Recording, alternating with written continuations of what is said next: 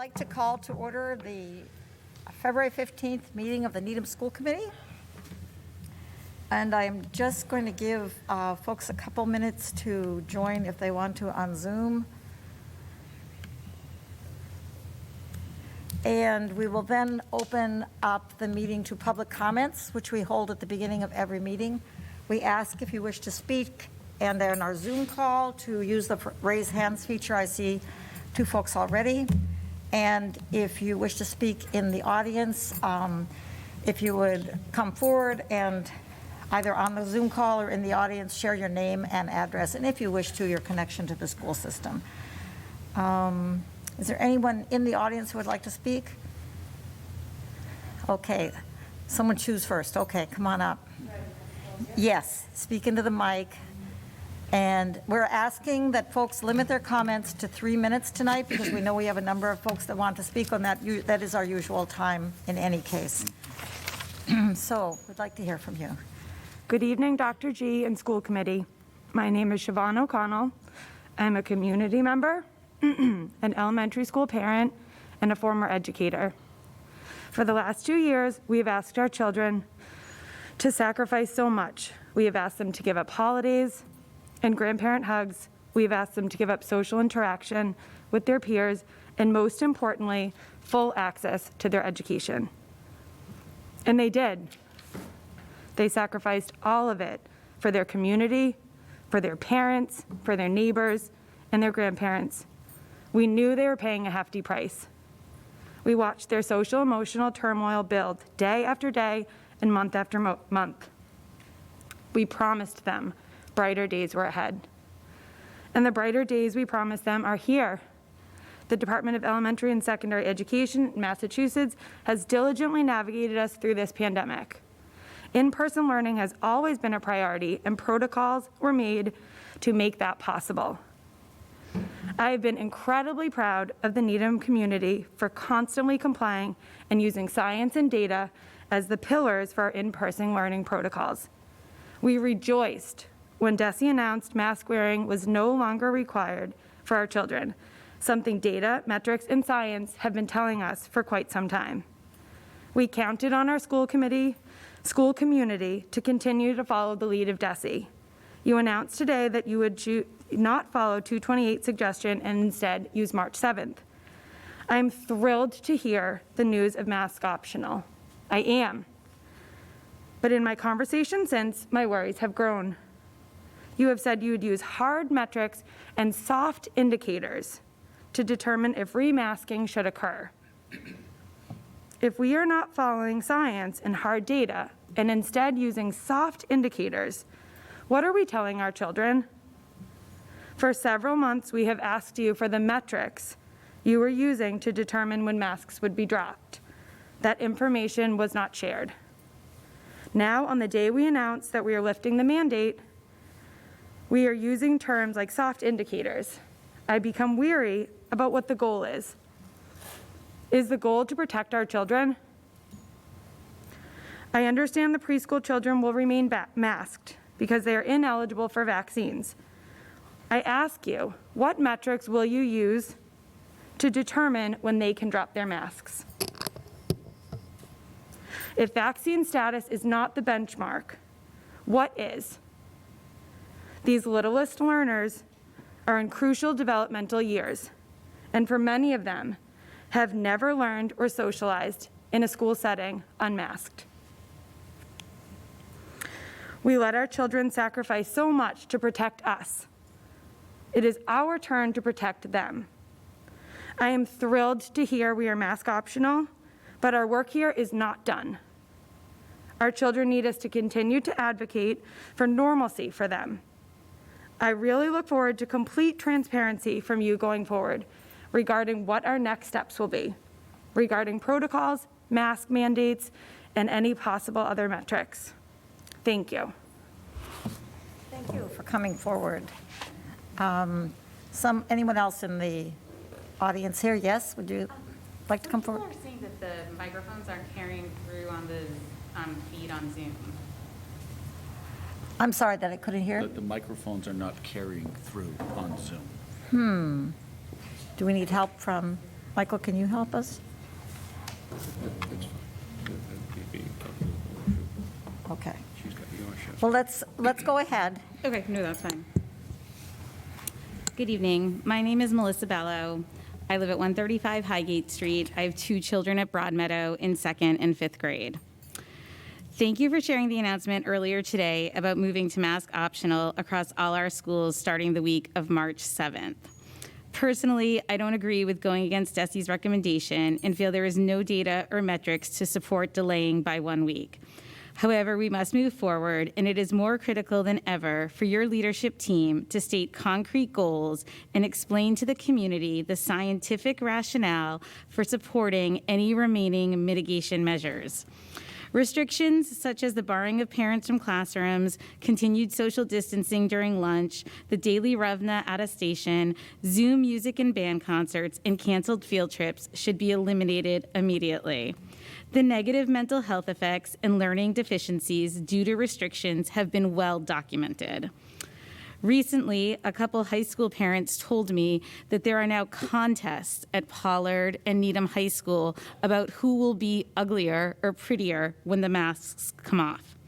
The impact of these additional restrictions on both parents and students should not be downplayed. Our kids are only granted one childhood and have missed far too much already. I urge you to discuss the lifting of all these measures during your meeting tonight. Needham has a highly vaccinated school population. While the Omicron variant has caused a large number of cases, the vast majority have been mild. The risk of COVID-19 is now similar to that of other respiratory viruses that circulated in our community before the pandemic and for which we took no special precautions. Public health experts have been calling for a focus on COVID-related hospitalizations and deaths rather than cases as a metric indicating the need for interventions. Our own local health experts have stated that prevention of all COVID-19 transmission is no longer feasible or necessary. A goal must be stated so that the community can understand what the various remaining mitigation measures in place are intended to achieve and accomplish. We cannot continue to have policies in place simply because of fear.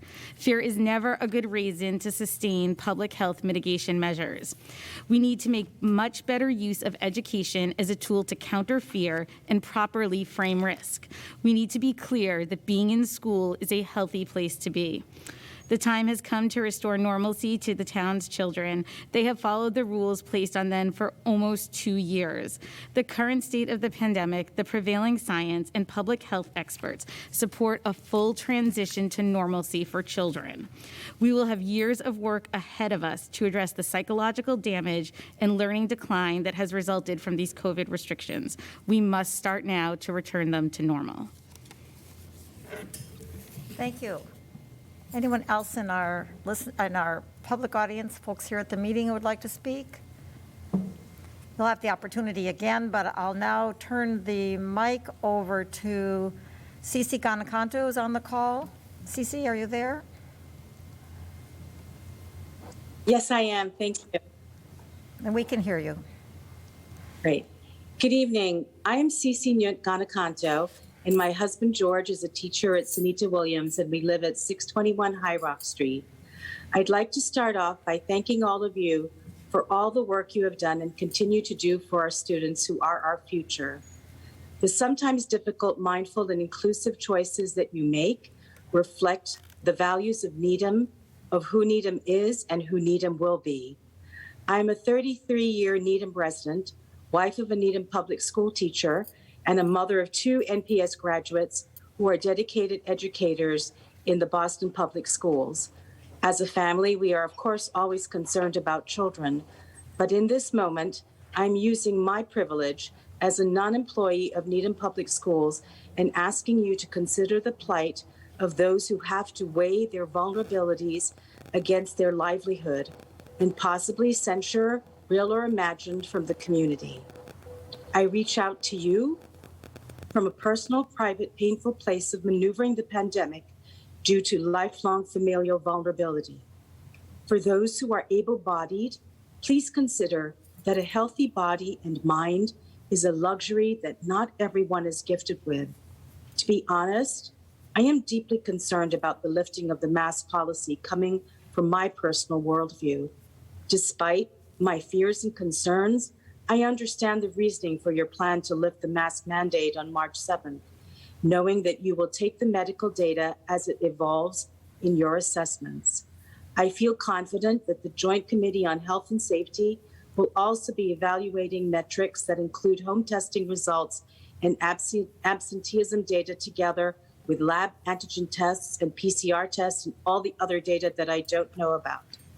Thank you for continuing the opt-in home tests, symptomatic testing, hosting vaccine clinics, maintaining the hygiene and ventilation protocols, etc., as these assure us that other safety protocols remain in place. Needham prides itself on supporting diversity, equity, and inclusion. Therefore, I'm thankful that you have a remote participation option. In my opinion, this is a wise and inclusive decision that should remain beyond the pandemic and all community events to accommodate all members of our community. DEI requires that we view the decisions that we make through a lens of equity that is inclusive. The world is not often fair, and we cannot please everyone. But whenever any of us can do something to treat each other with respect and dignity, makes it a better Needham for all of us. Thank you again for your time and consideration. May we all be safe and healthy and have a joyous winter break. Thank you. Thank you, Cece. I'll now call on Yelena. Hang on. Hello. Hi, Yelena. Oh, hi. Hello, my name is Yelena Blumenthal. My address is 75 Ridgeway Avenue, and I'm a Broadmeadow and a High Rock parent. Dear members of the school committee, I have, like many others, seen the note you sent today, and I'm glad to see that we now have a date. And finally, thank you for communicating it to our community. But as I was reading your note, I realized that ever since kindergarten, my third graders have not had one normal school year. Our current approach to COVID mitigation must change. It creates a hostile environment for our kids and our teachers. It enforces policies that have no scientific basis, like eating lunch in the cold or not participating in the normal activities like concerts and school assemblies. Our kids and parents missed so many special moments that we'll never get back.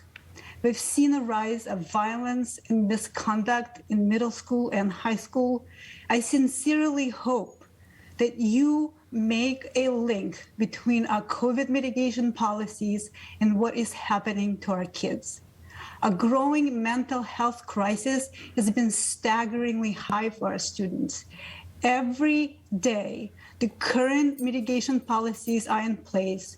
They cause one more child to get depressed, develop a negative body image, or lose a friend. One more child to develop an anxiety because of being disciplined for improperly wearing a mask. Think about that. Precious teaching time wasted on pointless instructions on how to wear a mask properly. Resources wasted on meaningless daily attestations that put an unnecessary burden on parents and nurses as well. And yes, our kids are resilient, but we must acknowledge that resilience comes at a price, and it's time to move to endemic mode. Getting over fear is difficult, but we must do it for the sake of our kids. I see mask optional policy as a first step in the right direction, but it's just a step. We've learned so much over the last 2 years, so let's make sure that we will not repeat the same mistakes that were made over the last 2 years. Thank you. Thank you, Yelena. I will now call, and I would like to just point out to those who are participating in the Zoom call that should you wish to speak, please use the raise hands feature. I'll now call on Sarah.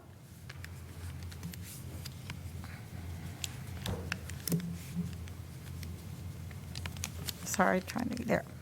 Okay, Sarah, now you're unmuted. Can you hear me now? Thank you very much. I just wanted to say thank you for the school committee for allowing us to speak. And I appreciate the announcement that was sent out earlier today. I have a few questions/statements that I'd like to make.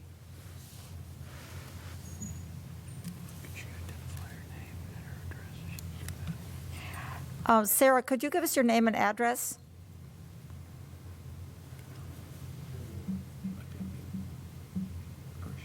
Oh, maybe. Are Okay, you muted, is this working Sarah? now?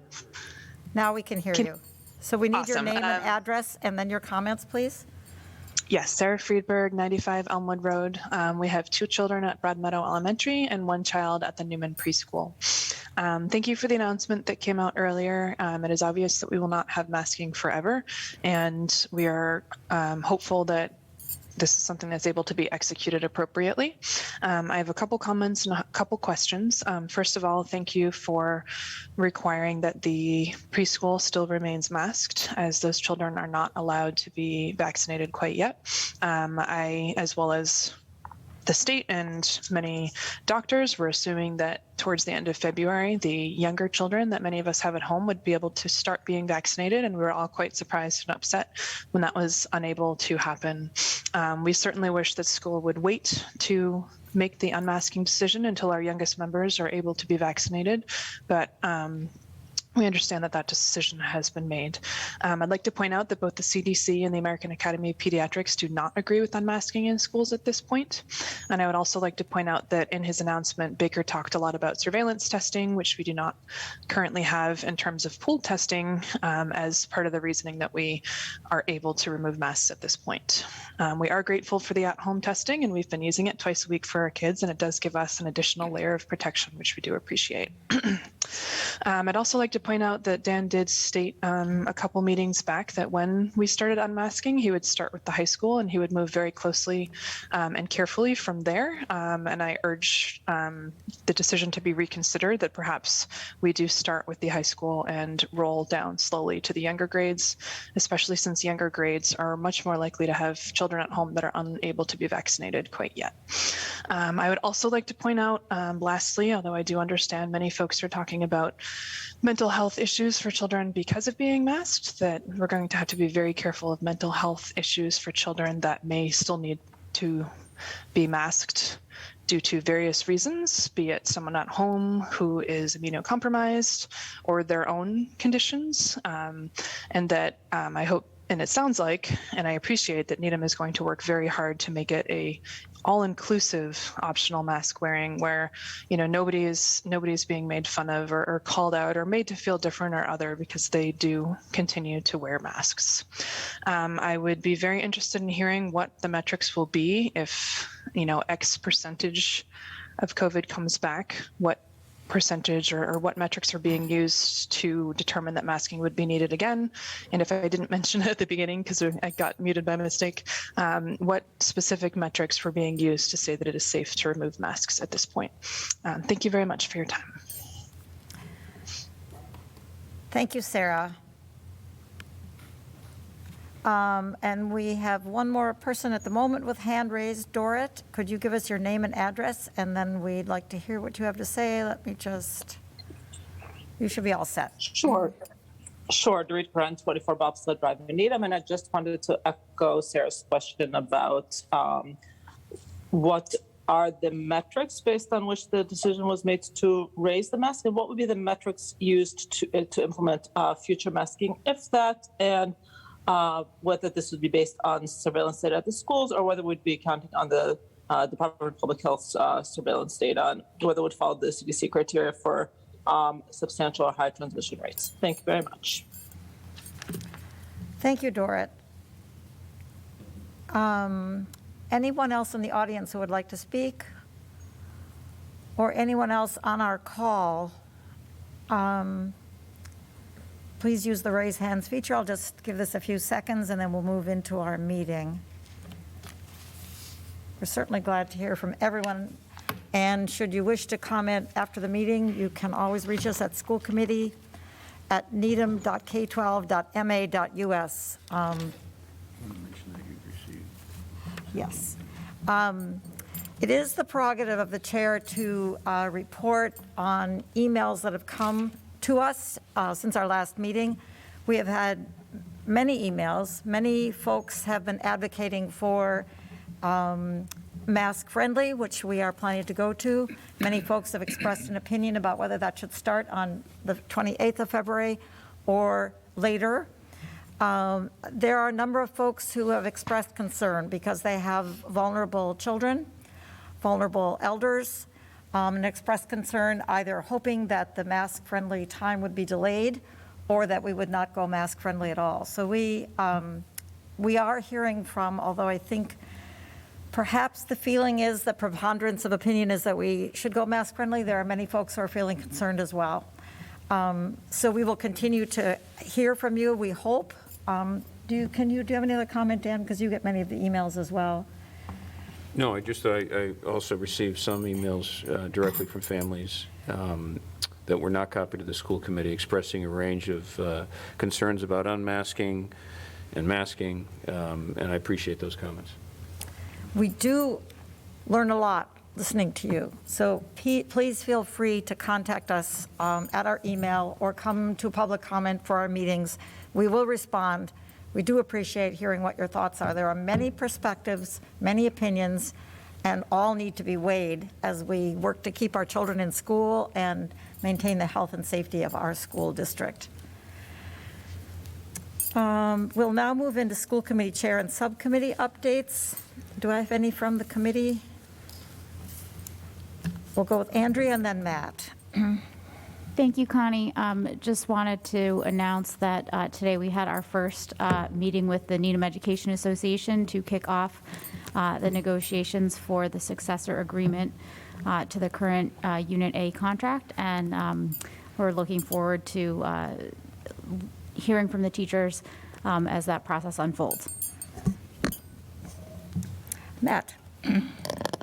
Yes, this afternoon, the Special Education Parent Advisory Committee had their monthly meeting, and I think the highlight was the visit from the district speech and language pathology team that really spoke at length about the breadth of the services being offered. It was well received and greatly appreciated the time and the information that was shared. It is, I believe it is taped and probably available if people have an interest in that particular field. We could perhaps get that to our Facebook page. We get that link. And I'll just mention briefly that the policy committee has met and is working on rescinding some outdated policies and revising and creating policies where necessary, but we will hear more about that. We will have hear more about that later in the meeting. Any other comments from? Nope, then we will move into superintendent's comments. Nothing to say, right? Madam Chair, actually, I'm going to, defer my comments for later and just wish our students and families that they have a great upcoming February break. I think we all wish that. I know that's one thing I've been including in some of the emails, serious topic, but I hope that the upcoming vacation is a restful oasis, a break, and enjoyable and safe for everyone out there. Including our school nurses, I hope will be able to catch a break and a breath this coming week. Excellent So, thought. yeah. We would really like for that to be the case because they have not had a breath during this whole time. Okay, moving into consent items. I always have to read this correctly. And the consent items this evening are the meetings of the December 7th and the December 21st meetings of the school committee, fiscal year 22 budget transfers, and accepting donations. And again, we're grateful to all those who contribute to our school system and help support the work of the school system. Does anyone wish to remove any item from the consent agenda? If hearing no comments, there being no objection, these items are adopted by unanimous consent. Now we move into discussion items and welcome the Needham Education Foundation. I will say again, time really flies. You seem to be bringing grants to us so often, for which we are. I feel like I was just here, and here we are back. Exactly. We have to name some chairs for you, I think, out Well, there. you know, we have some wonderful grants that we're excited to you wanna lead talk off? about tonight. I am Jennifer Collings and Sally Theron, and we are the Winter Grant co-chairs. This round, we have 6 grants that are funded for a total of $32,541. We have 2 multi-school grants and 1 large grant. And I will start with the large grant, which the committee was very excited about, and I hope that you are as well. It's American Sign Language in the deaf community for Pollard for $14,938, and the grant will fund a part-time teacher and curriculum development to launch a new elective in American Sign Language for 8th grade students at Pollard. And the course will reinforce the school's mission, of course, of inclusive practices for all students and provide much-needed outreach and service to the community. The grant writers are hopeful that students will gain exposure and a broader understanding of the life experiences of the deaf community, as well as fostering their ability to make personal connections and provide support to the community. The next 2 grants are different, but in my mind, they kind of really sit nicely together. The first is a Broadway Masterclass, which is for High Rock and Pollard for $2,500, and this grant will fund an after-school masterclass for middle school students. A professional Broadway performer will come to teach the class at Pollard. And Broadway Plus is the organization that organizes this, and they connect the students and the educators with the cast members. They run a workshop, there's a coaching session, the performer does a performance, there's Q&A, and it sounds really exciting and a nice way to rejuvenate our theater programs after some time where it hasn't been as robust as it has always been in the past. And the second grant that also has to do with the theater program is for Pollard and Needham High School, and it's for just over $4,000. It's called the Technical Theater Workshop Series, and it's really exciting. They're going to bring in experts in sound, lighting, costumes, sets, and stage management from local theater communities, so some of the colleges and the theaters in Boston. And they are going to allow the students to gain knowledge for their own set design and costume design, et cetera. Students can go to all of the workshops, some of the workshops, and then the hope is that that information that's been lost a little bit over the last 2 years will be built back, that institutional knowledge of the students, to build that over time, which is really exciting. And then we have a grant at Needham High School for a raku workshop at Potter's Shop and School. This is for a grant for a little over $3,000. And this grant will fund raku workshops for multiple advanced ceramic students at Needham High School. The workshop will be run by a local ceramic studio, Potter's Shop and School at Gorse Mill Studios, where the students will experience an ancient traditional Japanese form of pottery from a world-renowned local raku artist, Stephen Bronfman. So students will have all-day workshops in which they'll produce pottery, glaze them with the raku glazes, get a tour of the studio, learn about the history of the ancient Japanese art form, and use special raku kilns, and finished pieces will be displayed throughout the school and in the art show as well. And then we have a grant at the Newman School to bring author Ty Allen Jackson for $4,000. So this grant will bring Ty Allen Jackson and his books to all Newman Elementary School students. He's an award-winning children's book author, youth motivational speaker, and literacy advocate.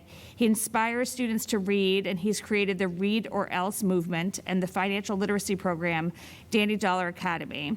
So the grant will cover his speaking fee, but will also fund copies of his books for all classrooms in the Media Center. And so students will have the opportunity to get to know his books before his visit. So this, his visit also provides the opportunity for students to connect in a new way with the racial literacy curriculum, and also being inspired by an engaging and fantastic author. And then finally, we have a grant at Sunita Williams. This is a small express grant for ukes, for the ukuleles for Sunita Williams, for a little under $4,000. So this will fund the purchase of 34 ukuleles and playing tools for Sunita Williams. This is an express grant previously implemented at Elliott Broadmeadow and Newman schools. And of course, we wouldn't be here without the many donations and support of the entire Needham community.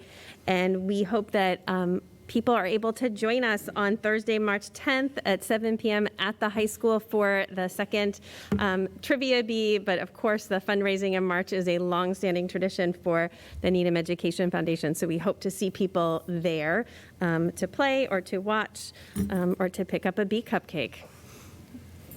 I would like to go to questions and comments from the committee, but how do folks access information about the Trivia Bee? So it's on the Needham Education Foundation website, and there's a link right there, and it'll bring you to sign-up forms, different ways you can sponsor, and kind of what the program events will be. Great. The Needham School Committee will be sponsoring a student team. Excellent. And thank you for that wonderful fundraiser and all that you are doing for our schools. Questions or comments from my colleagues? As always, there's a fair amount of performance and art here, isn't there? Yes. It's wonderful. Oh, sorry, Liz. I always have a question. I would love it if you would just go into a little more detail about the American Sign Language grant and like what does that entail? What is it going to look like, and who will be able to participate? So it will be for 8th graders in the coming school year, so not this year. And I should say that the grant inspiration, while it's brought to us by the World Language Director, came from requests over and over again from students, both current Pollard students, students that are in the Sign Language Club at the high school, and then graduates who are studying at college and are writing back and saying they wish that Needham had this as a program. And it will fund a .2 teacher and then professional development work to plan out the course over the summer. And my understanding is it's a rotation through like a trimester kind of rotation that'll be an option for students to select. Did I say that? Yeah. Did that answer, Liz? Yeah. Other questions or comments? Michael looks like he wants to. And Go ahead, Mike. Well, thank you. I know we run out of things to say when you come, but I'm very excited by the breadth of the arts here, and the two things that you're doing. One is helping us kind of recover from a couple of years of very little arts. I really love the technical theater workshop. I mean, having had a son who was a backstage person and watching with amazement at how much these kids figured out on their own and passed to each other. Yeah. I think it's terrific to bring in folks and give them that sort of opportunity. I love the range of things and just the creativity. I mean, these are all just like new. Yeah. I've never seen ideas like this, and I'm constantly amazed by that because there's a lot of great ideas, but every time you come here, there's something, why didn't we think of that before? Yeah. So thank you, this is fabulous. Matt. Yeah, just thanks for all the grants, but also just to comment again on the American Sign Language, the funding to get that started. We heard from the Pollard leadership team at the last meeting and talked about ASL, and felt the excitement that they were feeling about being able to have that as an option for students. And we also talked about the potential for this to be a new language pathway that might continue on in years ahead. So thank you so much for providing that opportunity. And maybe we'll have some students present at a future school committee. Maybe the next time you're here, we'll have a few students present what they've learned in that course. So thank you. Anyone else? It strikes me looking at all of the performance here that while fine and performing arts is really carried on in spite of the difficulties of remote learning and the extra emphasis on literacy and math during the last year, or this last school year, that students are really, and teachers are really ready to get back into performing in person and continue our rich experience in the Needham schools with performing and the arts. So this is terrific. Sometime I'm going to go back and learn American Sign Language, so this is really neat to see. Anyone else? Dr. Gutekunst, any comments or? I do, and then I'll make the recommendation to accept the grant.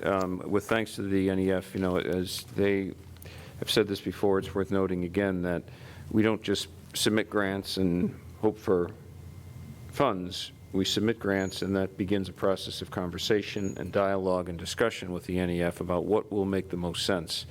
And those conversations actually help refine and really end up coming up with better grant proposals and ultimately better programs for our kids. So it really is a collaborative effort and very much appreciated.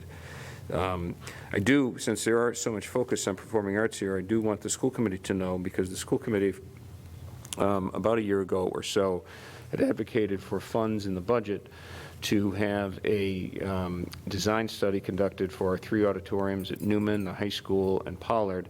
And we've recently begun meeting to plan and get ready to hire the designer who will look at theatrical lighting and sound, so that when our students are performing, they'll be able to perform with the equipment that they need. So with thanks to the school committee for that, complemented by the community with these grants, really will make arts even stronger. So with that, and congratulations, by the way, to our middle school students who recently performed The Lion King to great crowds at Pollard. And the high school's coming up soon, Aaron, with... I should know this, shouldn't I? You'll remember it by the time you get up here. You will. I'll recognize you. If you want to pop up when you remember it, or Google someone, or call someone, I'll recognize you. Well, one of us will remember it soon. So with that, it is my recommendation that the Needham School Committee accept with gratitude the Needham Education Foundation 2022 Winter Grant Awards in the amount of $32,541. So moved. Moved by Michael, seconded by Andrea. Discussion? 2 things. We can't thank you enough. Okay, Newsies. what is it? Newsies? Newsies. Newsies the musical. Okay. Just remember, it just came to me. N-E-W-S-I-E-S? Yeah. Okay, all right. Okay. That's what we do all the time as news. We can't thank you enough, and for major support during the time of the pandemic in a number of ways and for many dollars. And secondly, the public has a chance to continue to support the NEF, who supports the schools. And again, going to the website, participating in the trivia contest, participating in donations would be helpful. Further, that was my discussion. Any other discussion? Hearing none, we'll come into the vote. All those in favor, please signify by saying aye. Aye. Opposed? Abstentions? 700. Wow, we even have some people in the audience to clap this time, because usually it's just us applauding. That young man in the front, in the second row there, will probably benefit by some of these grants, I would think. Sorry to put you on the spot. Thank you. Thank you. I don't think we can ever thank you enough. Thank you, and thanks to the community for supporting the Thank you Needham to the Education community. Foundation for so many years. Yes. Thanks, Great. Valerie. See you at the D. Thanks for coming. Thanks, Jen. Thank you. Yeah, we can clap again. We'll move into our next item, discussion item, the Needham High School Improvement Plan. And for that, Dr. Goodkans will Yeah. invite forward Let some- me invite forward two members of the school, two important members of the Needham High School Council. I'll let Aaron do the introductions. This is your second presentation. You know, annually, these school improvement plans are presented to me, and in turn, I'd like to share them with the community and the school committee so that the community has a sense and understanding of the important work going on at the school level, which is guided by, on the school council, parents, and teachers, students at the secondary level, and community members. So I'm really pleased that Aaron is here to present tonight, and also remind the community that we align our school improvement plans with district priorities so that we can be, even with the unique circumstances in each school, we are trying to move forward as a district with a coherent and thoughtful plan.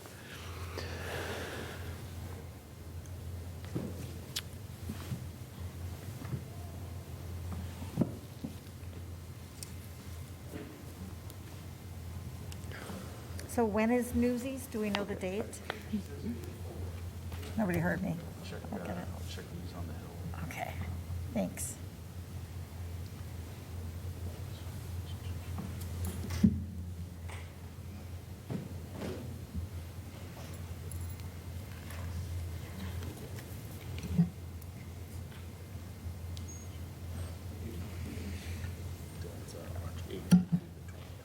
Oh, soon. Oh, that's a good design. Newsies is being performed March 18th through the 20th, according to Mr. Spangler. According to Dylan, sorry. The thanks go all the way down the line here. Okay, Good evening, everyone. Thank you for having us here. I am Aaron Seacott, principal of the high school, and I'm joined by the co-chair of the Needham High School School Council, Danielle. I'll let her do a brief hello, and you can just share your year. Hi, everyone. I'm a senior at Needham High School. My name is Danielle Friedlein. Danielle is in year 4 on the high school school council and has helped us navigate through some interesting years during that time. So I'm glad that she's able to join me here. And she has allowed me to do much of the presentation because she knows that you're going to want to hear from her during the question and answer. So we'll balance it that way. What I'd like to do tonight is just provide kind of some highlights. In the information I submitted to all of you, I went through a little bit more detail about the nuance of the school improvement plan at the high school and how it's shifted. Tonight, though, in the time that we have, I'd like to take a slightly higher level look at what has happened, because we have had to make some adjustments to many of the goals. And I'd rather, for the time that we have with the audience we have at home, to focus on some of the highlights. But a little context. We had presented the Needham High School 2019-2024 school improvement plan in February of 2020. Now, I think we all may recall what happened in March of 2020. So talk about best laid plans.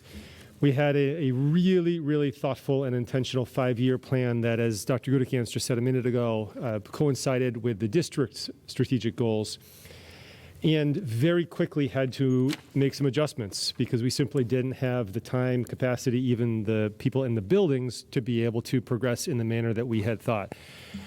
We were optimistic in our original plans, and we knew that we were going to be pushing some things, but felt like it was possible until we had to respond to life in front of us.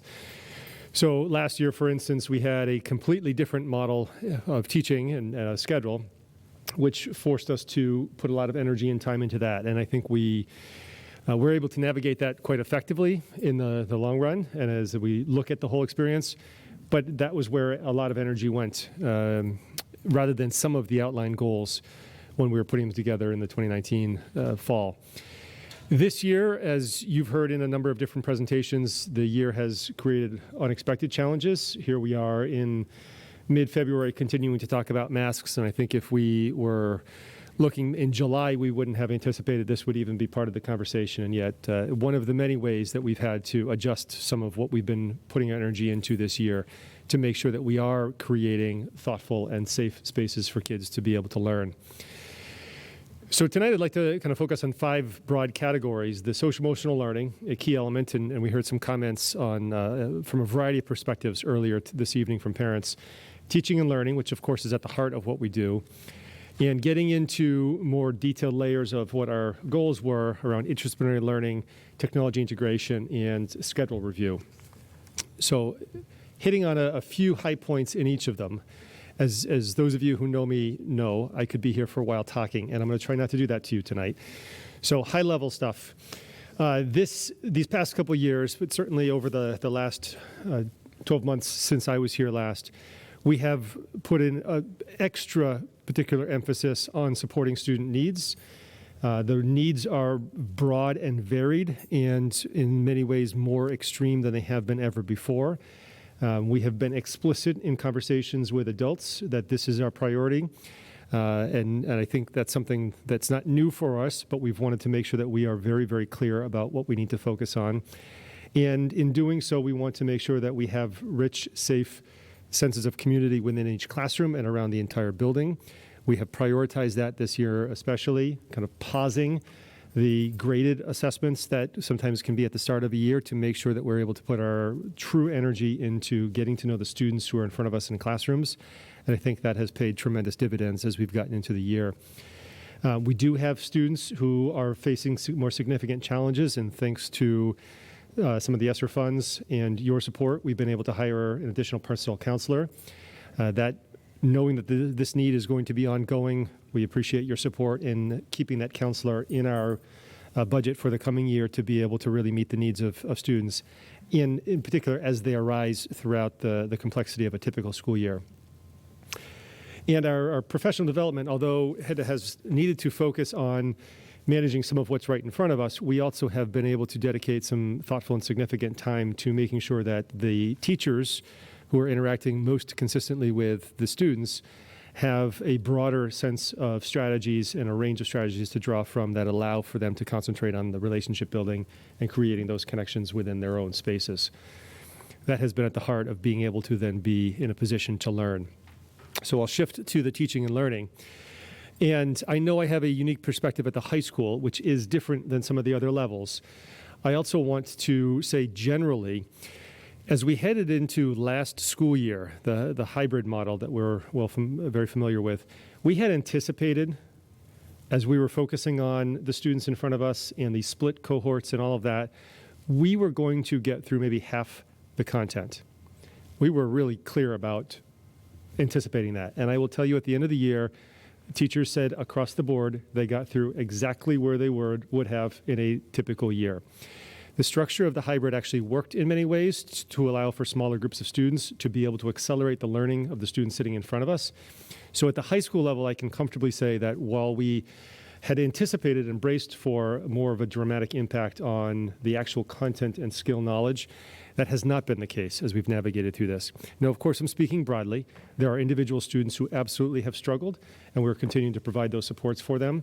But in the broad sense, that has not been a lived concern as we've navigated through this. And part of it has been because we have really emphasized what are the key concepts in a particular learning experience. We have a lot of depth of learning and a lot of opportunity to connect that learning within a classroom setting, all of which are incredible, and we want to do that whenever possible. And at the core of it, there are key concepts and skills in each classroom, and that has been what we've been able to target in a very explicit way to ensure that the most foundational and most significant of the content and skills have been learned by our students. In doing so, or in support of doing so, we've been looking very closely at our tiers of support within classrooms and then throughout the building. So working more closely to having a very outlined plan of what are the tiers of support that are expected and possible within a classroom setting, and when those are leading to still challenges for the student and not the success we're expecting, what are the tiers of support we can provide outside of the building? That's even before we're starting to pursue support through the special education department. We still have a lot of growth in that area, I will admit, and yet through this process, we've been able to accelerate some of the steps. We do want to make sure that the curriculum and the experiences students are having are reflective of the broad community around us. Certainly Needham has a rich diversity, and the broader country even more so. We want to make sure that as students are engaging with texts, whether they're in an English classroom or with concepts through history or through sciences, that they are seeing themselves reflected fully and seeing even others reflected in those experiences to be able to broaden their own understanding. And that has been an area where we have continued to make, I think, significant progress, even in the midst of some of the challenges that we faced through COVID. And I emphasize the same point I did on a previous slide. Our professional development has been focused on the connections between individuals, students, and staff, most especially. And it has been in the context of the classroom setting. So it's not just in general having conversations about how do we create these, but how do we create them in a classroom setting where the learning needs to take place. So I think it's important that we look at that social emotional element on the previous slide and the impact on the teaching and learning in this context as well. As we look at what teaching and learning can look like, and ideally what we're working toward in the Needham High School setting, we do want to make sure that students have an opportunity to connect their learning in broad ways. We know that the way that the human brain develops, the more neural connections there can be between concepts, the more likely that concept is to remain stuck in their head in meaningful ways. So unfortunately, high schools across the country, Needham High School included, is departmentalized. So a student leaves English too often and doesn't think about English until the next class. Meanwhile, they've had Spanish and history and all of these other distinct items that are creating new spots in their head, but not necessarily enough connections. We're trying to create not only opportunities within the classroom settings to create more and more connections, like our 9th grade interest learning program and the new 10th grade program that we're starting next year, along with a rich set of new courses. I won't reiterate too much from my previous time here talking about the program of studies, but we do have some really exciting classes that we're offering that look at the intersection of different concepts to ensure that the learning is rich and deep.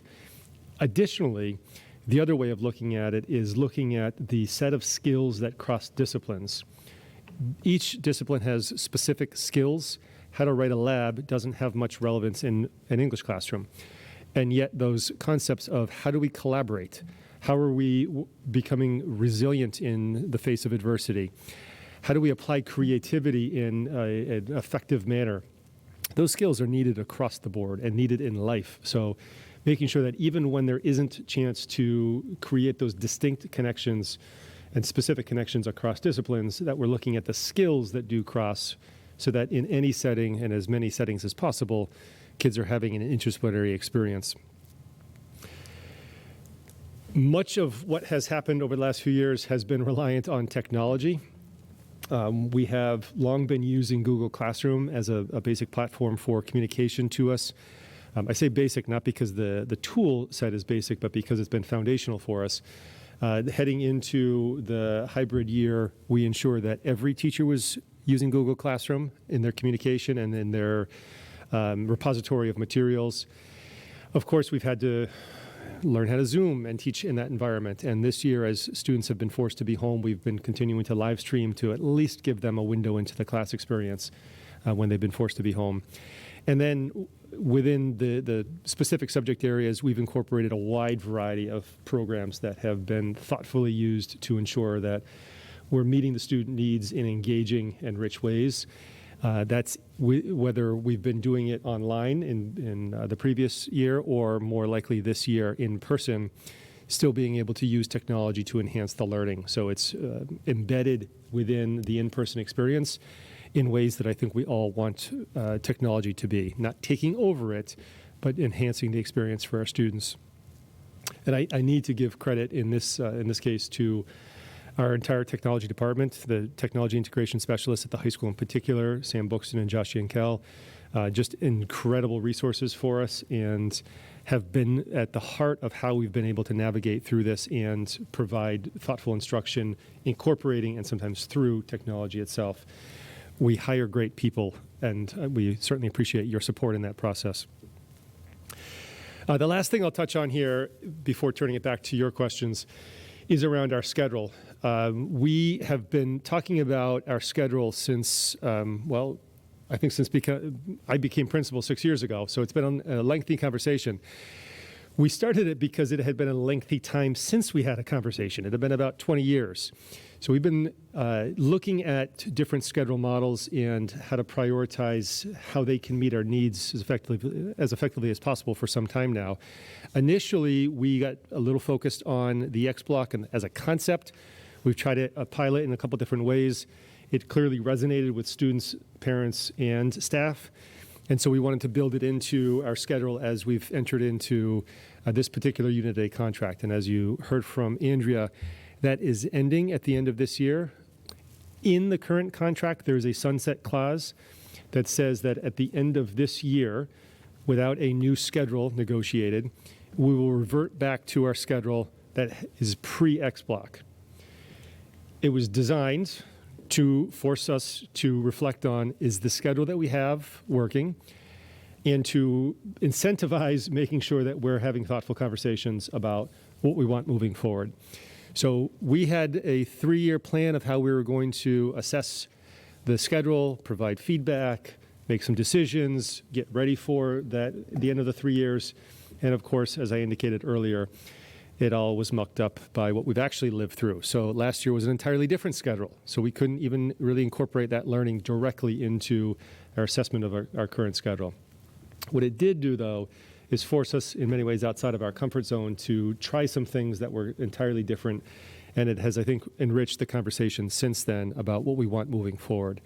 So we're at a point still where we are going to have, I think, what will ultimately be an excellent schedule for Needham High School starting next year. different path, different process than we expected, and it is a negotiated aspect right now. So we are in the midst of that process right now, and I think having a very successful collaborative endeavor together, working with NEA leaders and members to make sure that we do have a schedule that meets Needham High School's needs, as opposed to trying to fit our needs into a schedule that was decided on 20 years ago. All right, that was the fast-forward version of all of the great stuff at Needham High School. I'll turn it over to Danielle.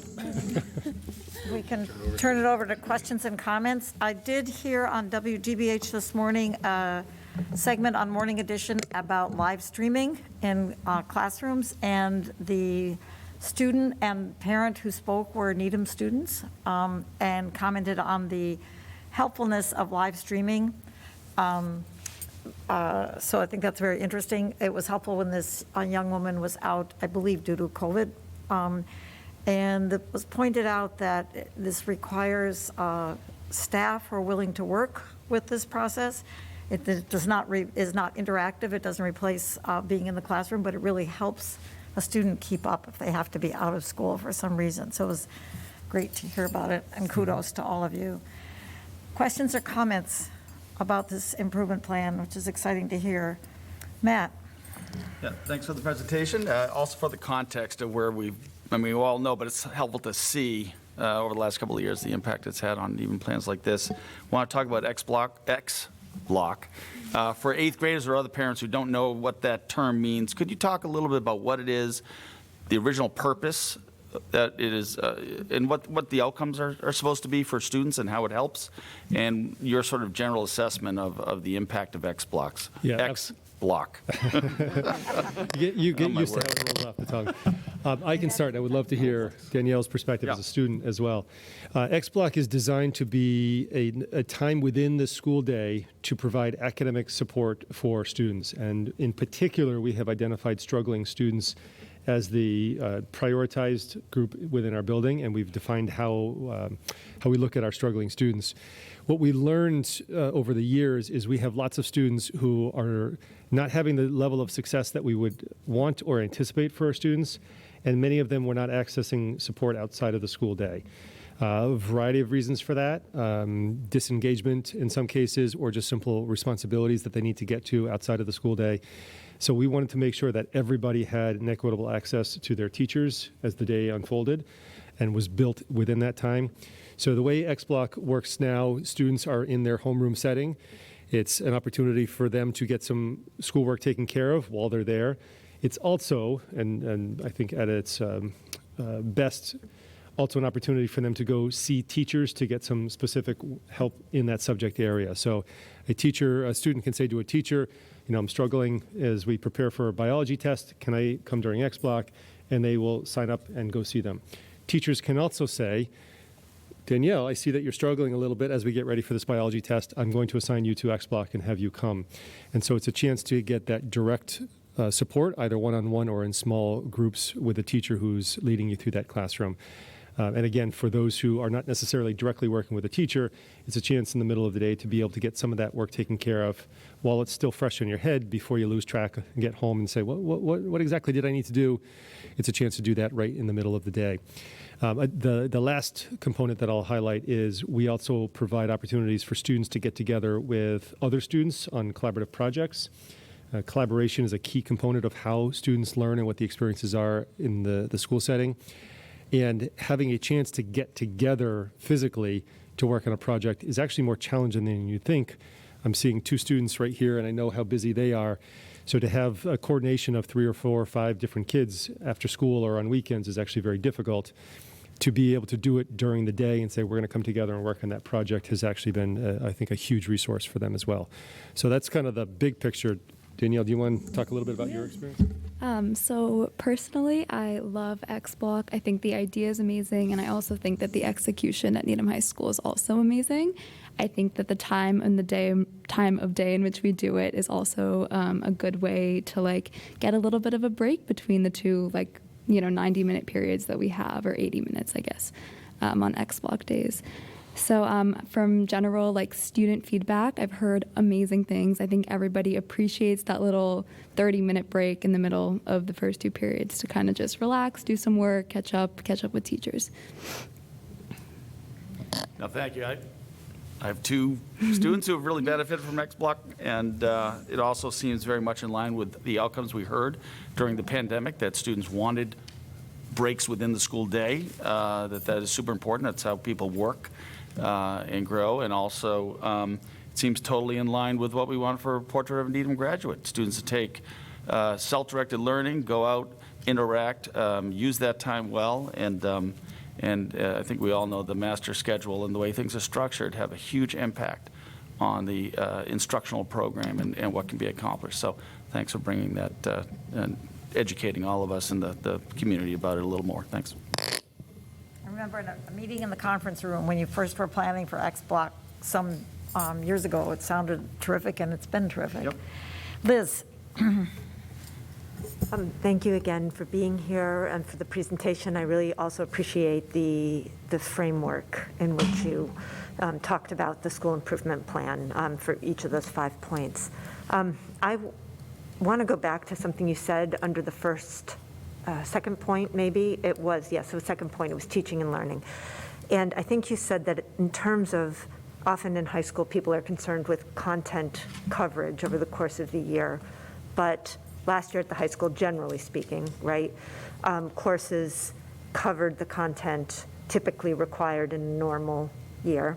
And I found that interesting. And I believe you said the reason is in part because of the way that you structured the teaching, so that you made sure you covered the key points that students would need. I'm wondering, because that is very counter to the narrative that we hear about COVID, right? So I'm just wondering if there are any other reasons besides the fact that you teachers really focused on the key concepts that you can target from that period of time that supported, that particular outcome. I think I'd be remiss if I didn't lead with, we have awesome teachers. They really were exceptionally dedicated, creative, invested in trying to figure out how we make the most of the experience. The spring of 2020 was very different from the 2021 school year, and very different from this school year. And in each case, they have adapted incredibly well. And to more specific to your question, I think last year, I would say, first of all, that I think we're on the same kind of pace right now. We're just not at that end point to be able to say it as definitively as we could last year. I do think the hybrid model actually had significant benefits because we had the smaller cohorts. Some were synchronous and some were asynchronous, but the opportunity to connect directly with half the class in front of you and really make sure that the learning was deep. And you use the word coverage, and I certainly understand that from an educational standpoint. We cringe a little bit more because we don't want to cover, we want to teach, and we want to learn. And while we were able to, from start to finish, cover the material in different ways, the learning was richer because the students had more of that direct contact time and that opportunity to engage more fully with the materials themselves.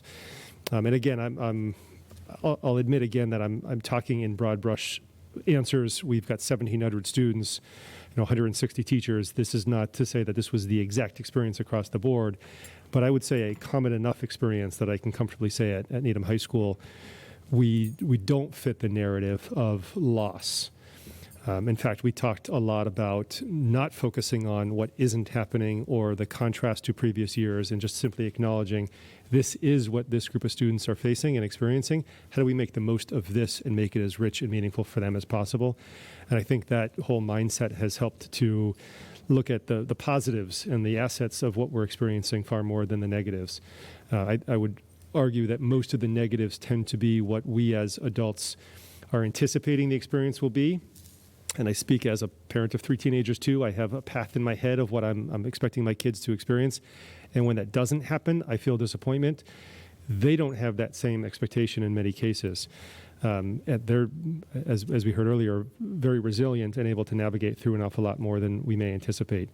And that, again, I want to be clear, does not mean that we don't have students who are struggling, does not mean that mental health is not a significant concern. I think it's all true. There are so many different experiences I just don't want people to walk away with one sense of the experience at the high school, and particularly if it's a negative sense. Danielle, I don't know if you have anything you want to add. I would just add that my experience last year was very in line with what Mr. Stikot was saying, just about getting through the material. Like, hybrid classes were a great way to go about the situation we were in. And I think that I learned a lot my junior year of high school, and I was able to get the information and learn what I needed to learn, even in all of the mess that we had. Thank you. Really appreciate that. Andrea. Thank you. I'd love to hear a little bit from our student about, I want to understand, obviously we hear so much about the mental health crisis, particularly among teenagers over the last couple of years, but what I'd really love to sort of try and tease out, if you are able to share, do you feel as if your fellow students know where they can go if they need support? And sort of, have we given students the tools to know when to seek help and where to seek help, and are they doing that, do you think? Yeah, so thank you. I do really think that's an awesome question, and I think that's super important. And this is actually perfect timing, because today the Student Council has sent out a Google form to our students, and we got 428 very well done and thorough responses about where to access mental help if needed in the high school. And I can actually pull up our responses right now really quickly. But the general consensus, from what I saw at least, was that students feel as though they have someone to go to and they know where to go, which is, I think, one of the most important, oops, that's not it. Here it is, which is one of the most important things in regards to your question. Oh, we got 500 responses now. So let's see. So we have, so the question was, do you feel that you have an adult in the school building you can talk to? And we had 46.1% of students say yes. We had 30.9% say maybe, and 23% say no. So, oh, Jesus. So, obviously in hopes that would be, the yes would be higher, but I would say the majority say that they have somebody or maybe somebody. The responses are a lot of guidance counselors, teachers,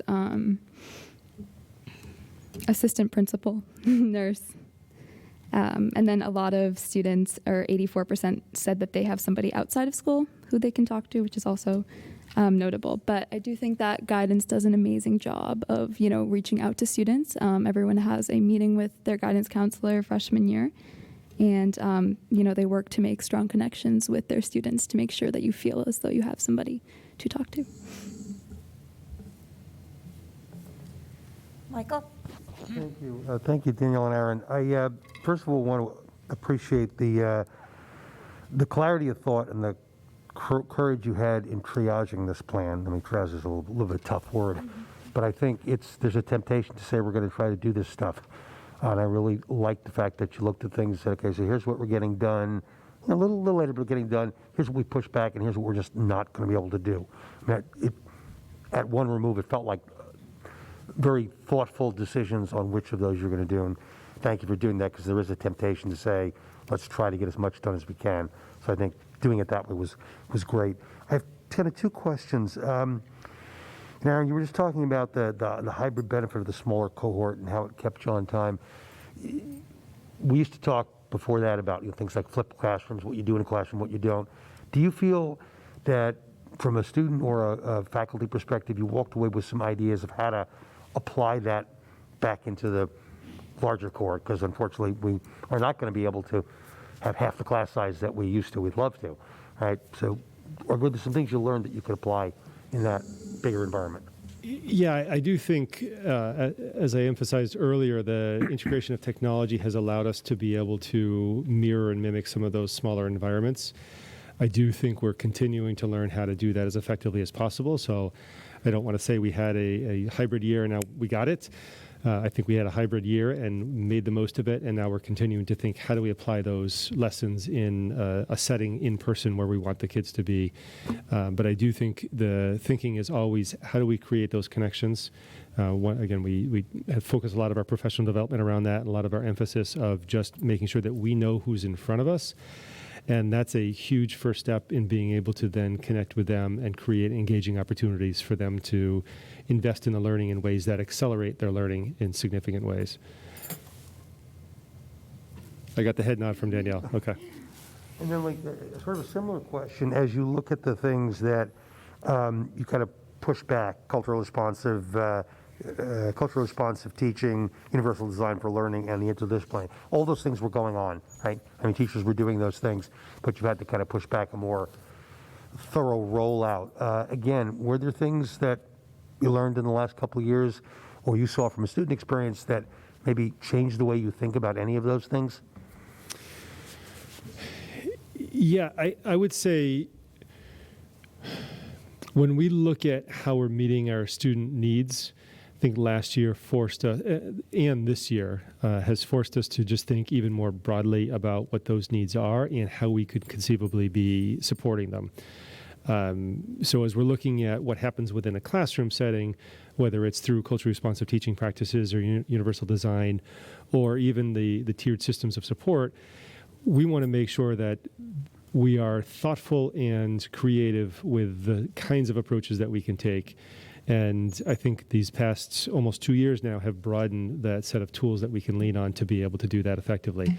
Now I think what's the next step is to be able to kind of harness that in a more codified sort of way and make sure that we have a very clear structure for what those options are and what the expectations are within classroom settings so that there's no confusion about what's available or what is expected. So that's, I think, where we need to really go next. Thank you. Mike. Thank you so much for presenting tonight, and it's great to have the student school leadership involvement as part of the process. And I was wondering, Danielle, if you could speak about certainly the impact that this will make for future classes, but what was the process like for you, fellow student leaders, in working with your fellow students, but also with faculty and administrators?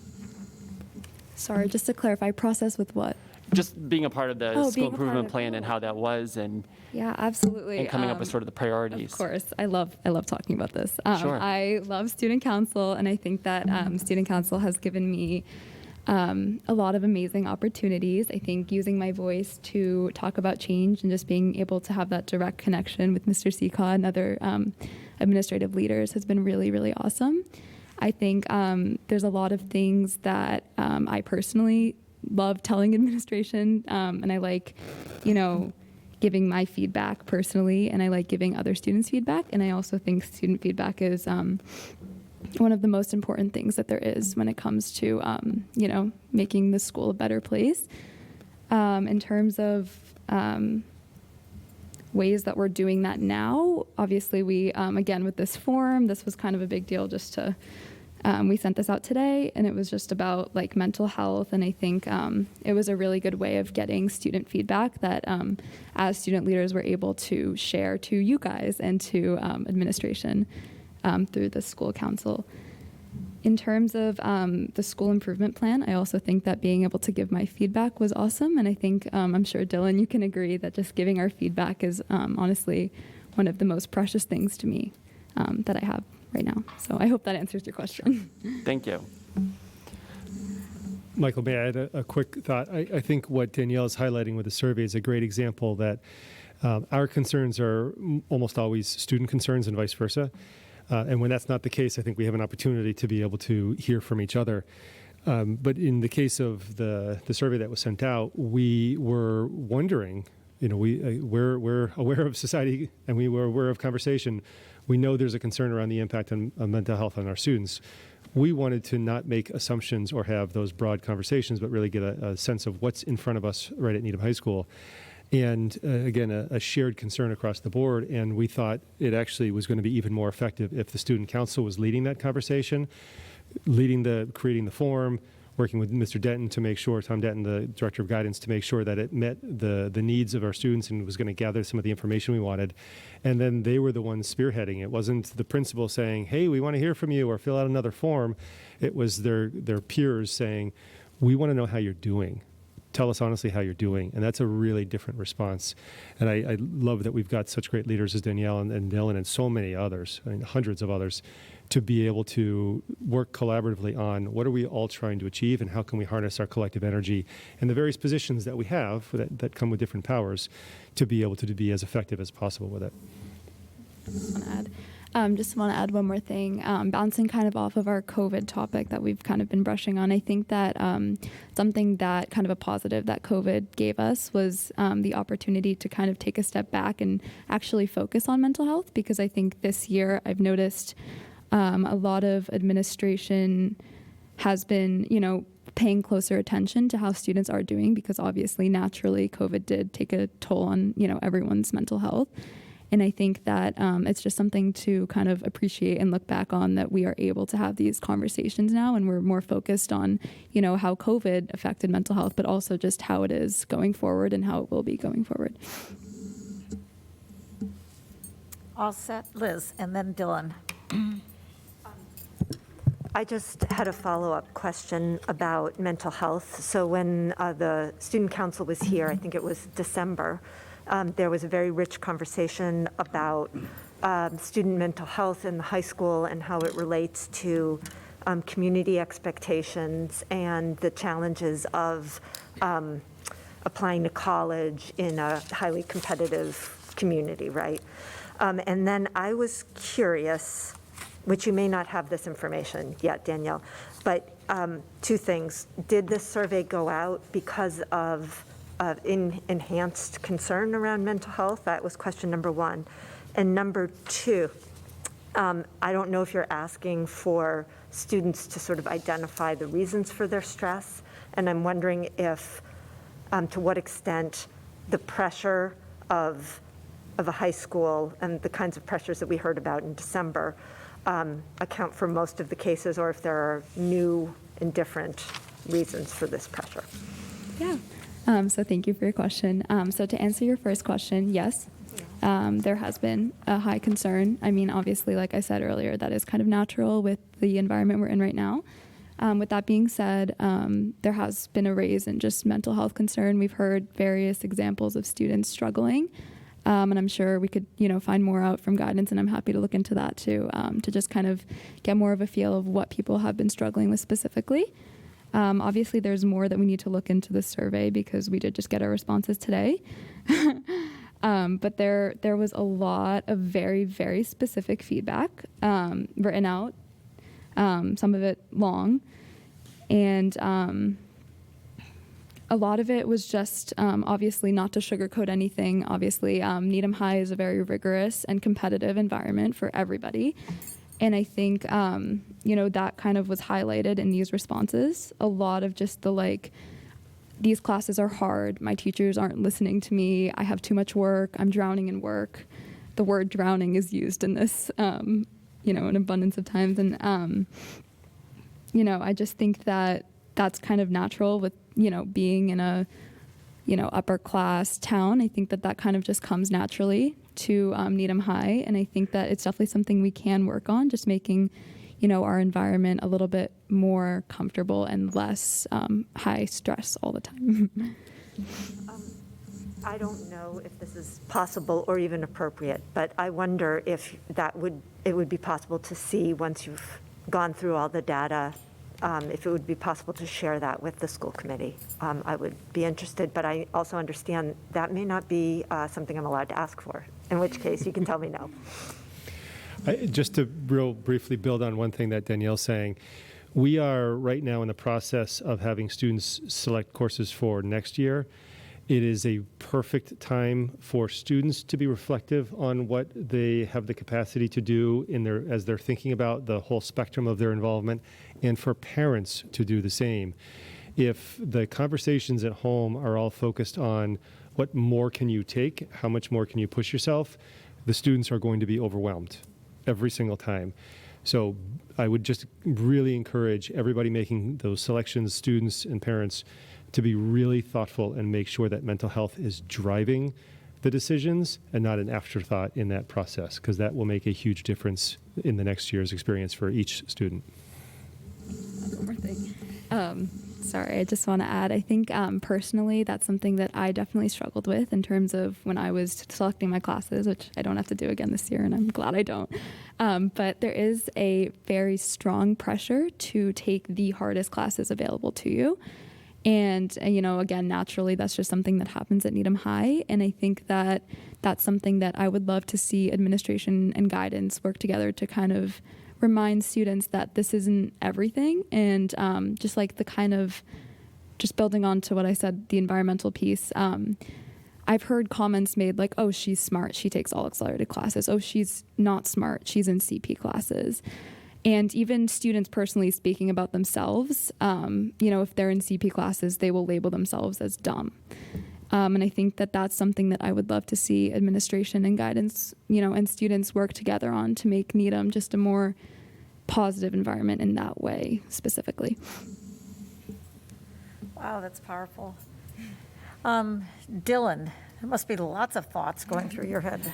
Yeah, I know, a lot was just mentioned, but just speaking to a lot of the points that have been mentioned, as Mr. Seacott mentioned about the throw-off of a timeline because of COVID, as Ms. Lee mentioned about some of the responses, and as Danielle mentioned about even the survey just today, it is truly difficult to sometimes grasp and totally represent the entire data that comes out of the student body.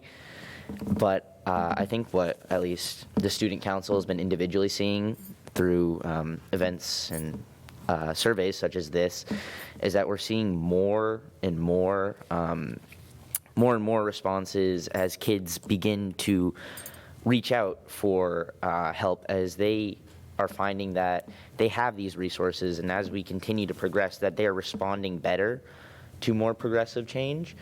But I also think, as Danielle might be able to mention, that there's still more we could possibly do. It's not always that we get an entire and complete response in order to fully understand what the true outcome needs to be or what changes can be made. So it's difficult in that sense.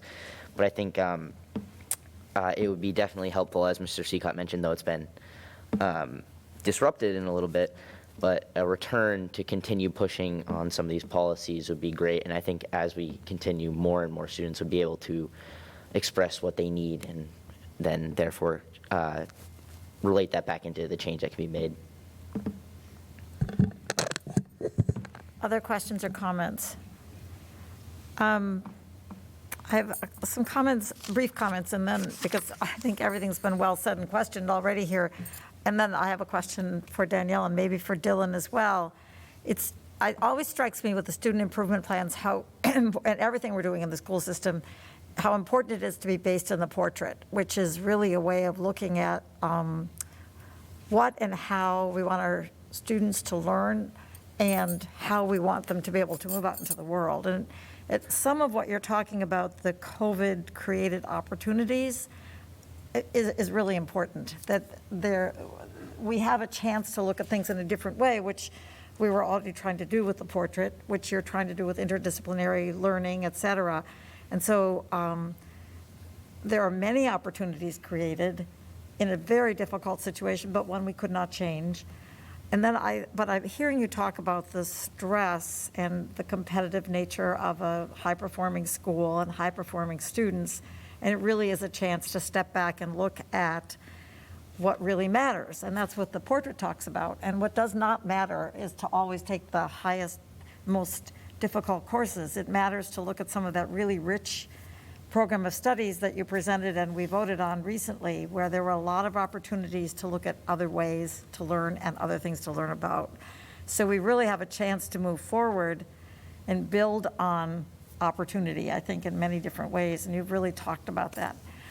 So that is much appreciated, and hopefully we can continue to appreciate that it isn't all grade point.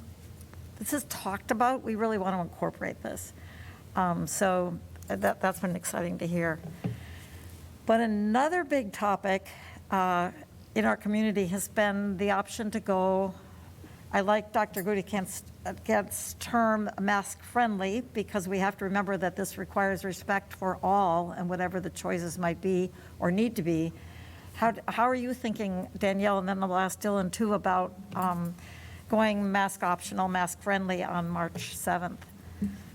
Thank you for your question. I think this is a very polarized topic at Needham High. I think there are super strong opinions one way and also super strong opinions the other way. Within student council, there has been a lot of responses that have been not in support of removing masks. We actually did a survey for that too. I can try and pull that up later. But a lot of students, student leaders have been advocating for keeping masks just for their safety and for, whatever other reasons there may be. In terms of students who aren't on student council, because, obviously student council is a very specific group of students, people are pro going mask friendly. I think the most important thing, if we are going in this direction, is to make sure that we kind of push the term mask friendly. I just don't want to see any kind of stigma against wearing masks or taking your mask off, because I think that in Needham High, with the dynamic that we have, it will definitely be possible for students to judge people for taking their mask off or keeping their mask on, which is obviously an issue that we're going to have to work through because it's kind of inevitable and it's going to happen. But I do think that it's important to kind of push for that friendly word. And then today in student council, we had an executive meeting and we were discussing creating posters that kind of have like images of students wearing masks and students without masks, and just like love, and just making sure that everybody understands that it's okay, whichever direction you want to go in, and that we're here to support you and you should make the best decision for yourself. Wow. Again, Dylan. Yeah, and to entirely echo what Danielle said, it is a very polarizing issue or topic. And as she did mention, within the executive or student leader body, it is tending to lean more against the policy. But overall in the school, I would say that it is close, or many do advocate for a mask-friendly, like Danielle said, a mask-friendly policy, and many do push for it, as it's been a long couple of years, and I think that a return to normalcy is what many do look for, and that a policy in which we try to advocate for both sides, which would be a friendly type idea, in which we also try and create an environment where everybody can be respected, is very difficult to do, but if done, I think that would be the way to go. And so it's difficult to do, but I would say that the changes that we are making are positive overall, and that we do need to keep pushing to make positive changes to get over this type of issue that we've been dealing with for a long time. Of course, following the protocol and data that has been provided. Any responses to that from the committee? So it's very interesting. That's what we see in our emails. There are many folks who are really pushing, and we understand that, for removing masks, or at least going mask friendly. And there are others who feel anxious about it and are protective of their own families. And another reason, another thing we have to pay attention to is it looks like Danielle's looking for the survey. To pay attention to this is that the respect that's due everyone. The thought of posters about folks masked and unmasked makes me think of how we try to present that there are many types of people, skin colors, eye colors, cultures, and we need to appreciate and support all of them. And it's another way we're doing it. It's another opportunity, actually, that COVID has brought, like it or not. So hopefully it will be very successful, and that whether you choose to wear a mask, need to wear a mask, or choose not to, will always all be respected everywhere in our town. It's okay. It looks like you can't quite find it. But I have it here somewhere. Sorry, there's just so many.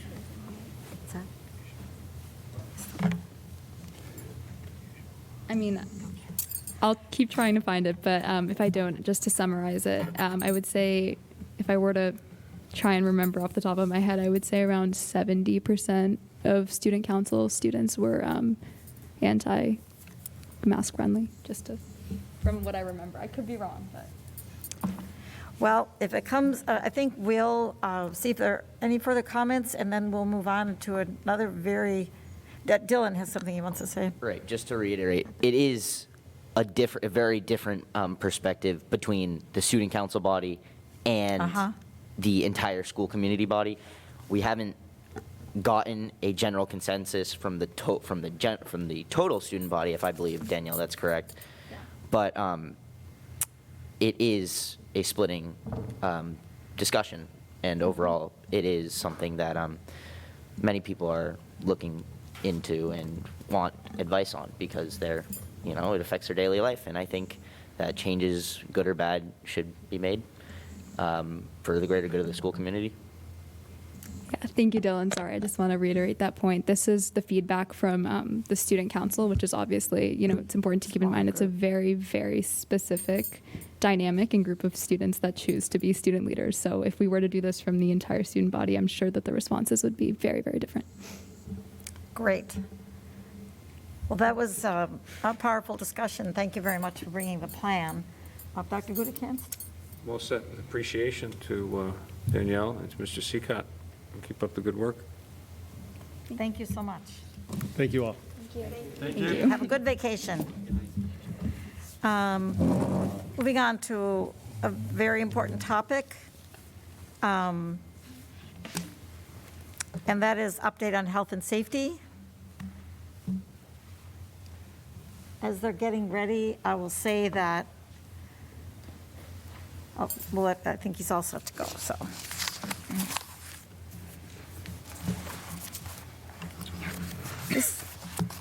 Thanks, Madam Chair.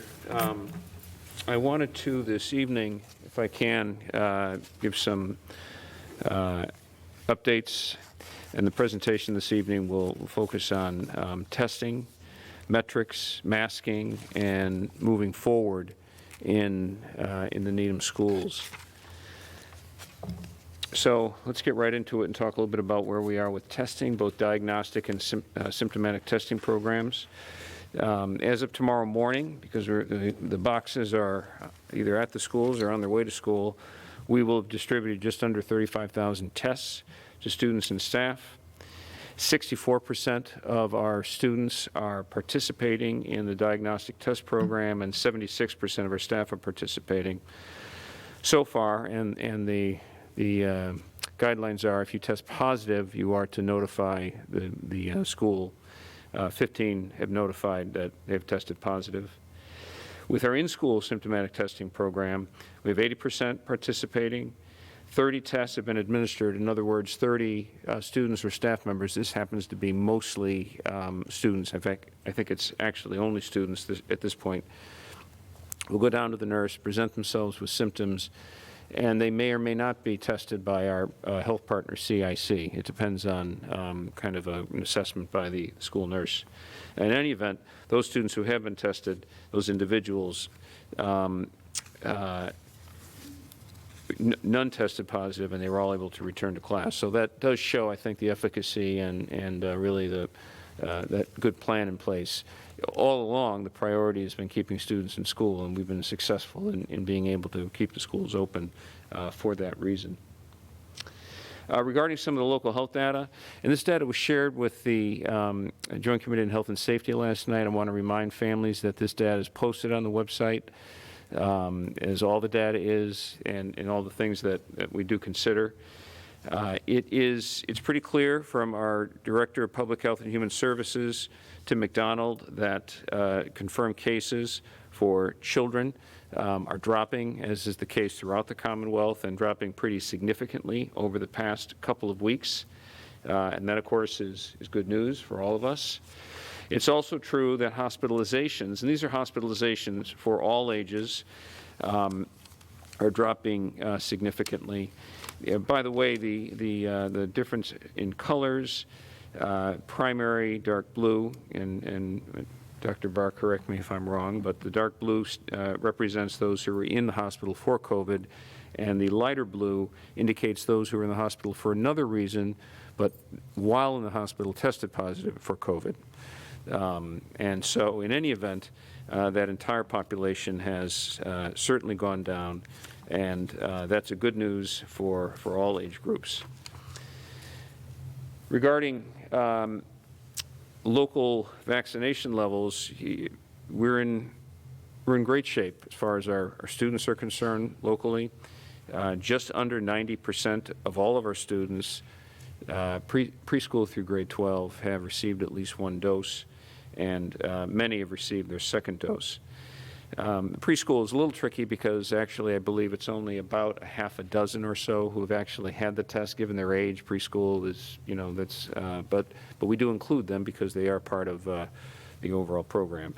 So this information is excellent, and we've had one of the things I'm really pleased with, and again, our partners with the Department of Public Health, PelMeds Pharmacy, we've been able to have various clinics over the last year, and that's been great. More recently at Elliott, and this last week, and we'll continue to support families as much as we can to provide not only a first shot, if necessary, but a booster. So I think certainly with the governor's and commissioner's announcement about the mask mandate ending on February 28th, given the good metrics that I just referred to, the Joint Committee on Health and Safety, and a big shout out to them. They've been amazing partners, providing with advice and guidance over the last couple of years. I think we believe it's time to lift the mask mandate and create a learning environment that provides a choice for students beginning on Monday, March 7th. Now, we have, the Joint Committee has spent lots of time thinking about the local metrics, the vaccination rates, the availability of testing options, and the tools we've been able to put in the hands of students and staff. And we really do think at this point, in this time of the pandemic, that creating an environment where one can choose what makes the most sense for the individual beginning on March 7th is important and absolutely appropriate. For now, we will keep the mask requirement in the preschool for staff and students until we get more information about from the state and also learn more about the vaccinations. I think that's something that we will revisit soon and certainly have good conversations about. So what I want you to know is that we are going to begin right away encouraging a mask-friendly learning environment for all of our students and staff. We're going to reinforce personal choice around masking. And what we mean by mask-friendly is that really it respects the individual's choice for students and staff. I hesitate to use the word normalizes the use of a mask, but if you consider the last 2 years, it's normal to do that. And if someone chooses or if their family believes it's important for them to continue to wear a mask, we want them to feel that their personal or family health concerns have been supported and that that's fine to do. We will, as the state is doing, encourage that those who are unvaccinated wear a mask, but that will not be required. We will, however, require that masks are worn when staff and students are entering a health office or clinic in the schools, and there's a federal mandate around requiring masks on all school transportation. One of the things that we spent a lot of time thinking about and talking about, given the date from the governor and the commissioner, and different communities are in different places with this, for sure. But we, ultimately, as I thought about this and discussed it, that we recognize that there will be many students and families and staff traveling over the holiday period. Not everyone is going to be traveling, of course. Some may be traveling to, the hill at the high school for a nice sled, if the weather accommodates that, and some might be going out of state. In any event, we do know, and in fact, that after holiday periods there has been a bit of a spike. And so really to be cautious and also to have 1 week to plan And also taking advantage to some degree with this week, we want to make sure that we're implementing this in a thoughtful way. And so, actually, even beginning this week, depending on the school level, and into next week after the holiday break, staff will share lessons with students, have conversations with them, so that they can understand what it means to learn and to work and to play in an environment where one may make a different choice than you, and that's perfectly fine. Regardless, individual students and staff, their health concerns will be supported. And with changes, and there are changes with COVID, as we know, there are things that remain in place. And, you know, all of this, as we go through the pandemic, when we start thinking about and lifting or changing, I imagine other things will change in the weeks and months ahead, some of the practices we've had. But for now, the health attestation remains in place. As I said, on March 7th, individual kindergarten through grade 12 students and staff who choose to wear a mask may do so. Our other protocols are on hygiene, visitor protocols, ventilation will remain in place. We want to encourage sick individuals to stay home because that's really been helpful. And I will continue to ask the public health, the medical, the Needham Public Schools staff, administrators, and school committee voice to help me think through this pandemic, guide me, provide some advice as the rest of the year unfolds. And then we'll post this to the website, this presentation tomorrow, and there's a link there to our website on health and safety where there's much more details. And then finally, Madam Chair, members of the school committee, I do want to point out, and I think it is important to point out, that you actually have a face coverings policy that you implemented. And in the face coverings policy, if I may read, there's a specific section that's pertinent to what I propose today, and allow me to actually read it. Consistent with updates and recommendations from the CDC, DPH, Department of Public Health, or the district's Joint Committee on Health and Safety, the superintendent may amend this policy without further review from the school committee, including the requirement for certain students or staff to wear a face covering, should this be in the best health and safety interests of the students and staff of the Needham Public Schools. The superintendent must first notify the school committee of any changes to the implementation of this policy.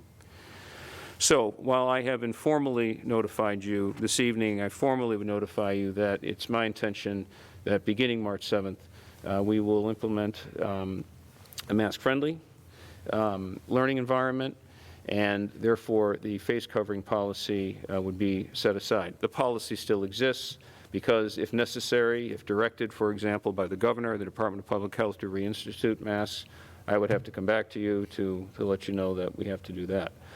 But for now, I appreciate your guidance on that policy and, of course, your guidance all along the way. And I would be happy to answer any questions you might have. It's a big night, just about 2 years since we went in a different direction. Questions, comments, concerns? Liz?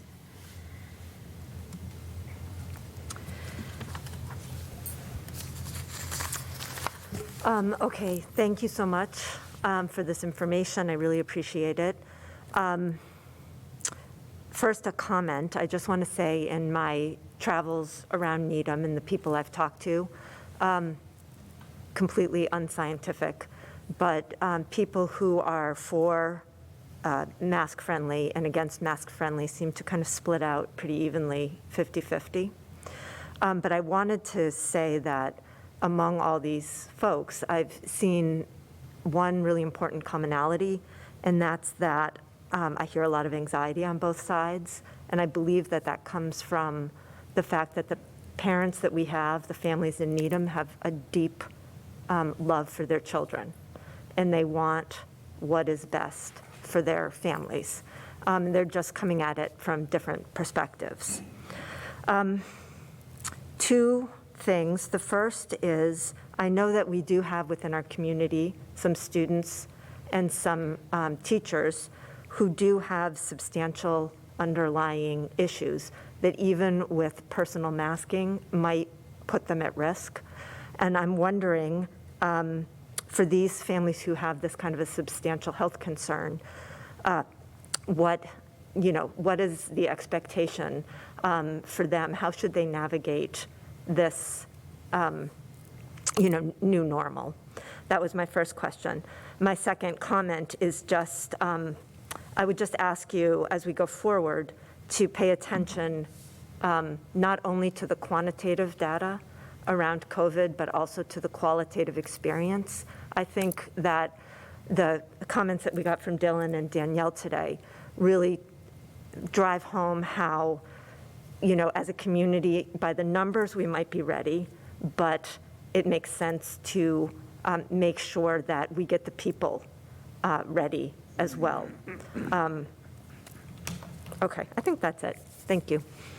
Let me comment on the latter part first, and Mary may even be able to help me with some of the thinking we're doing around supporting vulnerable students and staff. Part of this, setting a date and previewing it, if you will, is to get people in the right mindset and frame of mind, to say that this is a date certain, and we need time, because everything that we have done, I think, as imperfect as it has been, and believe me, it's been imperfect, we've tried to be planful around it and thoughtful around it. And this is another example of that. We've just now, we're only in our third week of providing tests at home and gathering that data, and as you can see, we've done a lot with that. I like the idea of getting some things, getting them right, and then launching into the next new thing or new phase. And I think we're ready to do that. And I think our teachers and our students, as Dylan and Danielle articulated, they need some time, and they're ready. So I think we can get there. But so there's a date, we'll be prepared for it, and we'll make it happen. We are going to support those members of the community who are most vulnerable. We have been doing that all along. And, I would say that when I think about what's happened in other workplaces or businesses where there's been fretting about whether or not we should go back to the office or or go back to work or stay at home, the schools have been doing this, and imperfectly, but we've been doing it. We've taken care of our staff, we've taken care of our students, and I think pretty successfully. So this will not change that. We have, Mary can comment on students, but for staff, the principals know who some staff members are who might have a particular risk, and they're in conversations about how they can be supported. And as far as students are concerned, we're doing the very same thing. We've gotten to know what folks need. I don't know what else we could add to that, Mary. One of the main focuses of giving us a little bit more time is to use that time wisely so that we can have those conversations and that opportunity for planning with our families and as educational teams, because there are some students in our schools that will require that. And families need to hear from us. So if this is now sinking in, we needed the time to let the transition set in. Timing is everything. We're headed into the February break, so we'll have a few days now this week, now that we've moved, but then we're going to pick this right back up when school reopens. And so it is a balance of some general communications and planning, and then some individualized conversations and planning for some particular situations.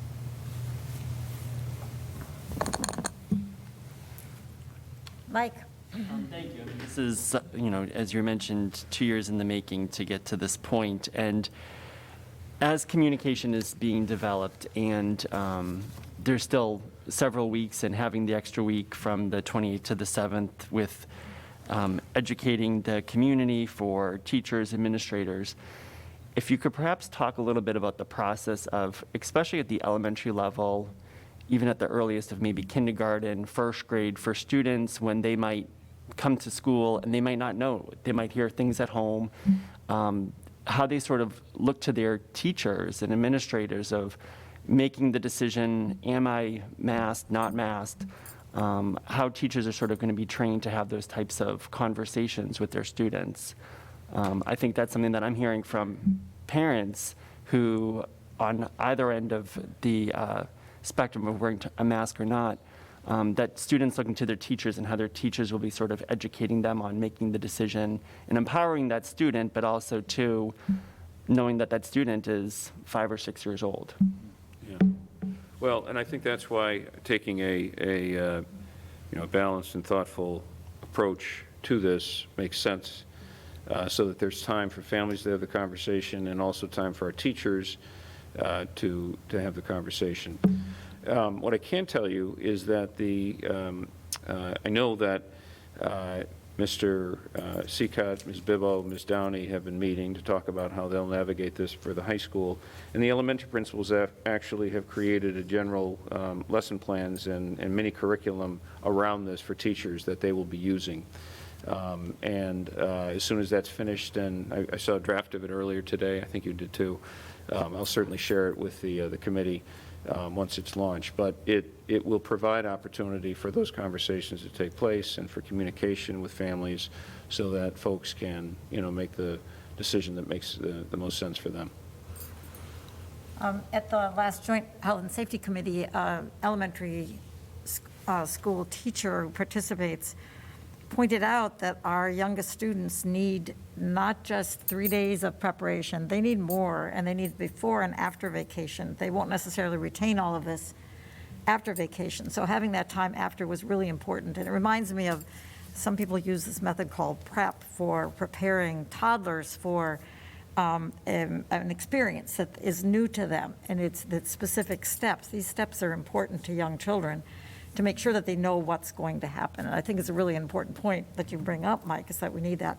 But that was one thing that really struck me, is you prepare them a little bit now, but then they go on vacation for 5 days, for a week, and may not retain all of what, or have understood it in the first place. So having that week afterwards to continue to work with the curriculum and the lesson plans and the building of a respectful classroom around this issue is so important. And the reality is our students are pretty smart and resilient, and after a couple days, I think we will get into a nice steady pace for all of our kids. Thank you. Andrea. I can envision a scenario wherein a parent or a guardian may want their child to be masked or unmasked, and the child may want a different outcome. And I'm just wondering sort of what the plans are in place for sort of navigating through that. And I imagine I could honestly see it at sort of all levels. We've talked about that. You want to jump in?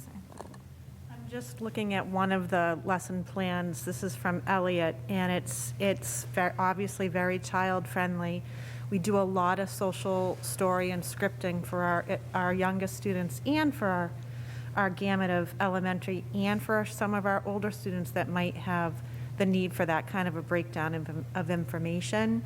Very clear about changes. Change will be happening. Change does happen. And that some people will be choosing to keep their masks on. Some people will choose not to wear a mask. Kids should do what their family thinks is best. And then it's reiterated again later in the presentation, just making sure that students understand sometimes changes can make us nervous. You can talk to your family, you can talk to your teacher, your principal, your counselor, and so on. So there's going to be lots of opportunity to be able to share information, for conversation to happen, and that conversation will need to be obviously inclusive of parent communications to be sure we have a good understanding about how to move forward.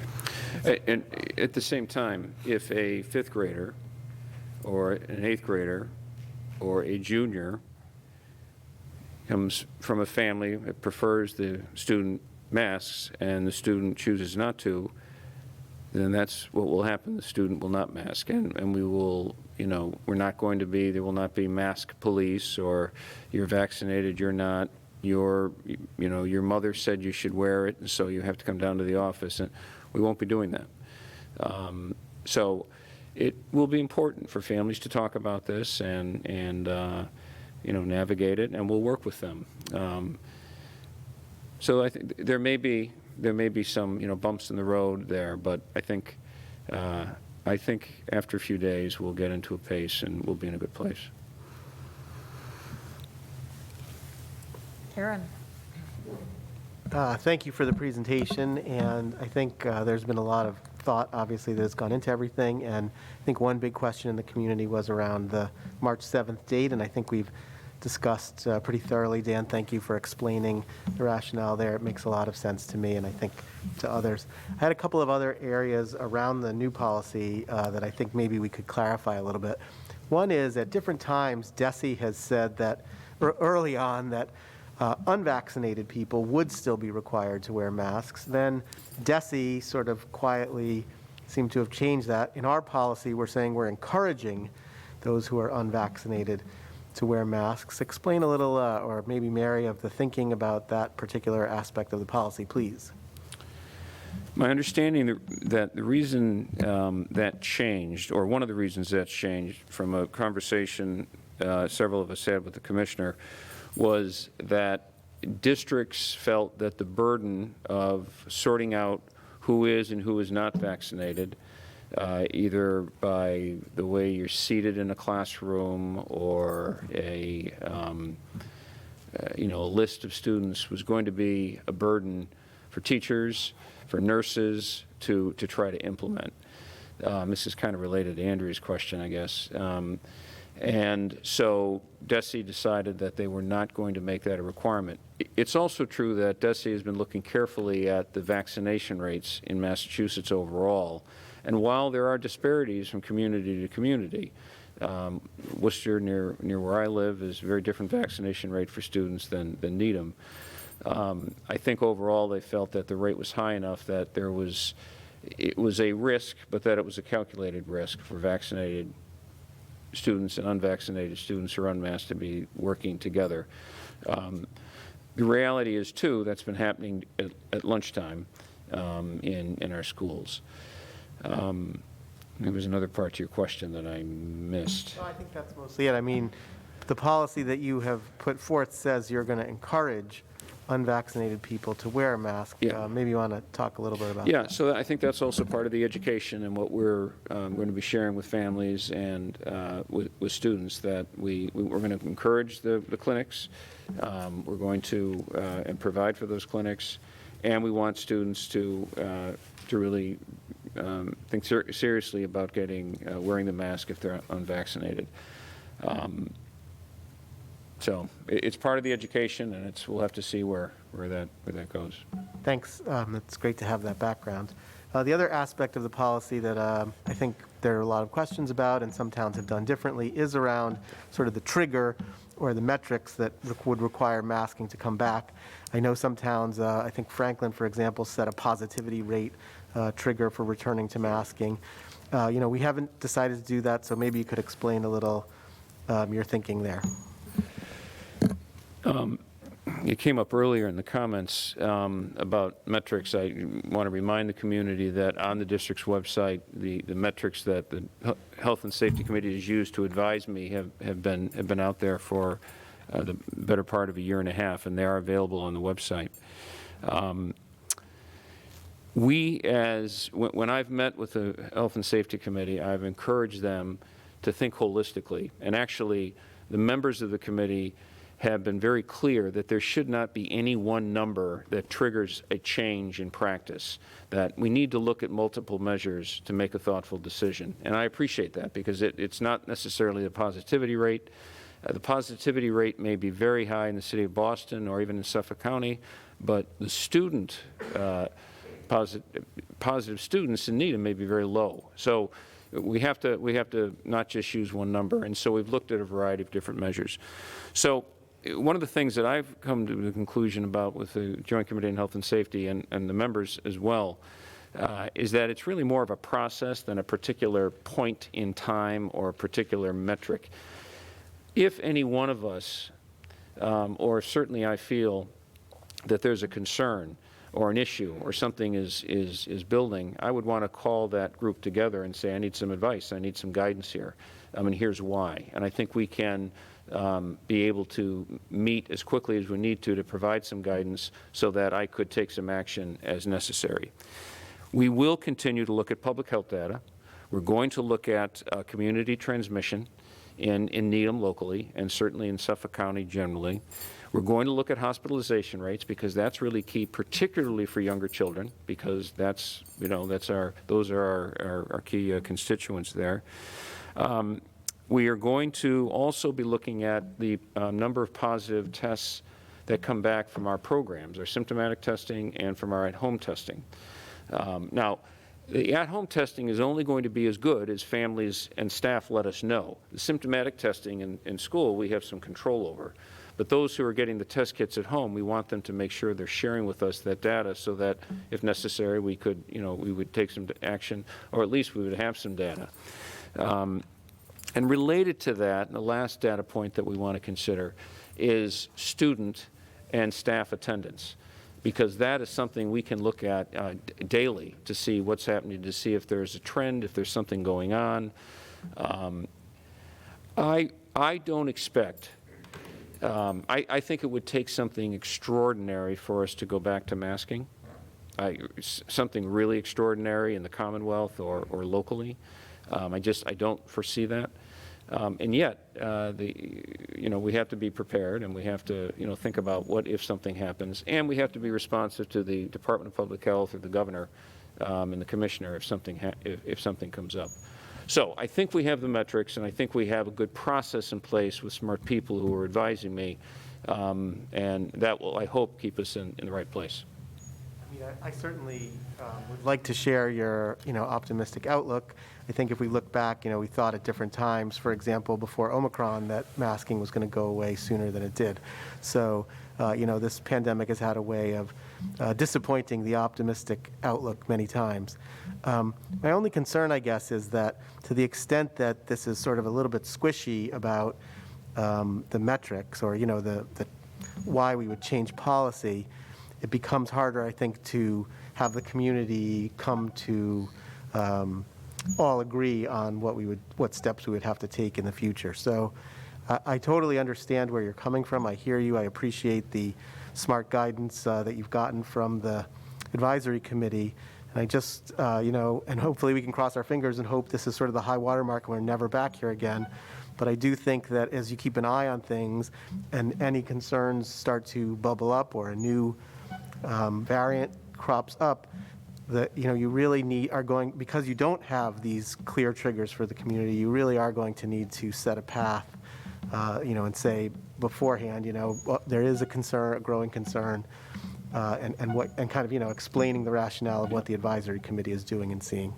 Well, and I would certainly do that with the school committee as well, it isn't just with face coverings. There are other things, too, that we have to pay attention to. But with face coverings, I would certainly would need to come back to the school committee to let you know. We did have some comments in the public comment period. People wanted to know about the other measures, like parents visiting classrooms and stuff. Is there anything you can say about when that might? Yeah, that's a good question.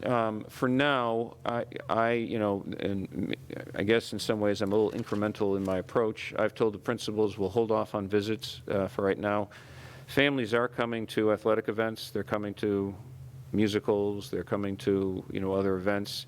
They are coming to school as scheduled for meetings. We're not keeping anybody away from school. We have limited, obviously, volunteers.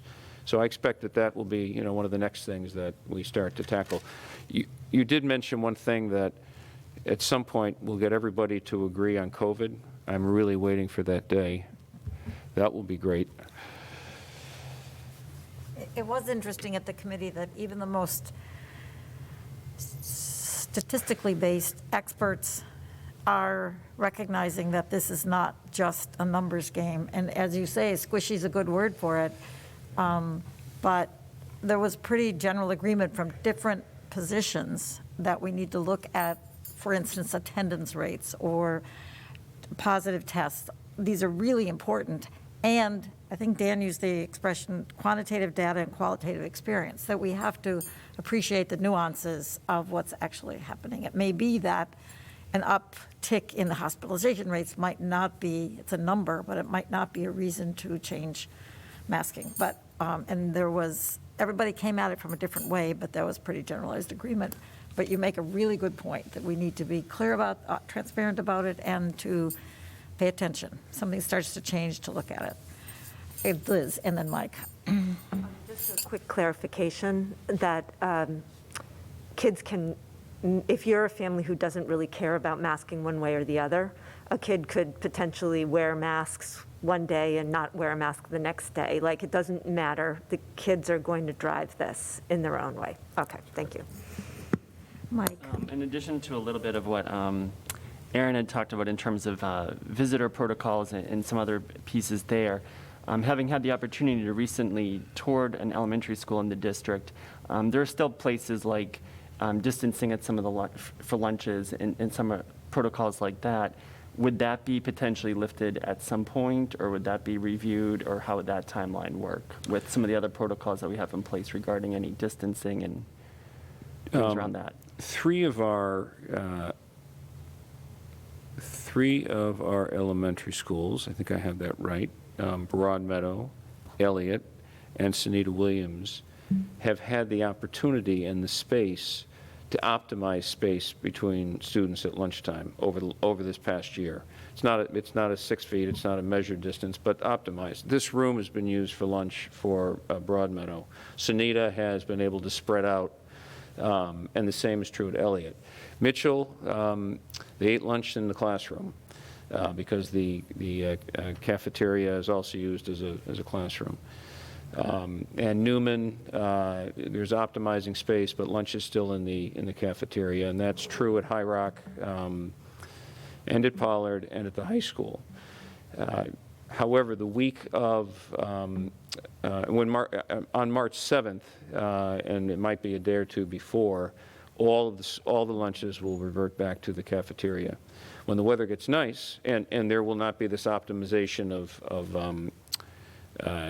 distancing. When we get into the spring, if you've driven around town, you've seen we've had some of the frames of tents that we decided to keep up because it was cheaper than renting tents again and having them take them down and put them back up. So we took a chance that it'd be nice to have the tents this spring. So those tents that are on campuses will have coverings, and students will again be allowed to, and encouraged to eat outside if they'd like to. But as of March 7th, lunches and the classrooms will be as they, had been before. Thank you. Michael. Thank you. Just kind of returning to the metrics question, I actually don't like the word squishy, and I don't think it's accurate. There is uncertainty and statistical error in everything. So, the fact that you don't have an exact number and that there isn't a specific cutoff is actually proper and correct. That you are doing multiple metrics and weighing them with some judgment makes a lot of sense. I think it's going to be critically important that you continue to report to us in the community continuously on these metrics. If you think there are new metrics to be added, and you do so, to report on those so people can see that data. I think it will be very important as you and the Health and Safety Committee are evaluating these, is to alert us early to trends. Not that, we need to do masking, but of the 5 things I report on, I want to let you know this week something's going in the wrong direction. Just so people can be aware, so they won't be caught by surprise if things do have to change.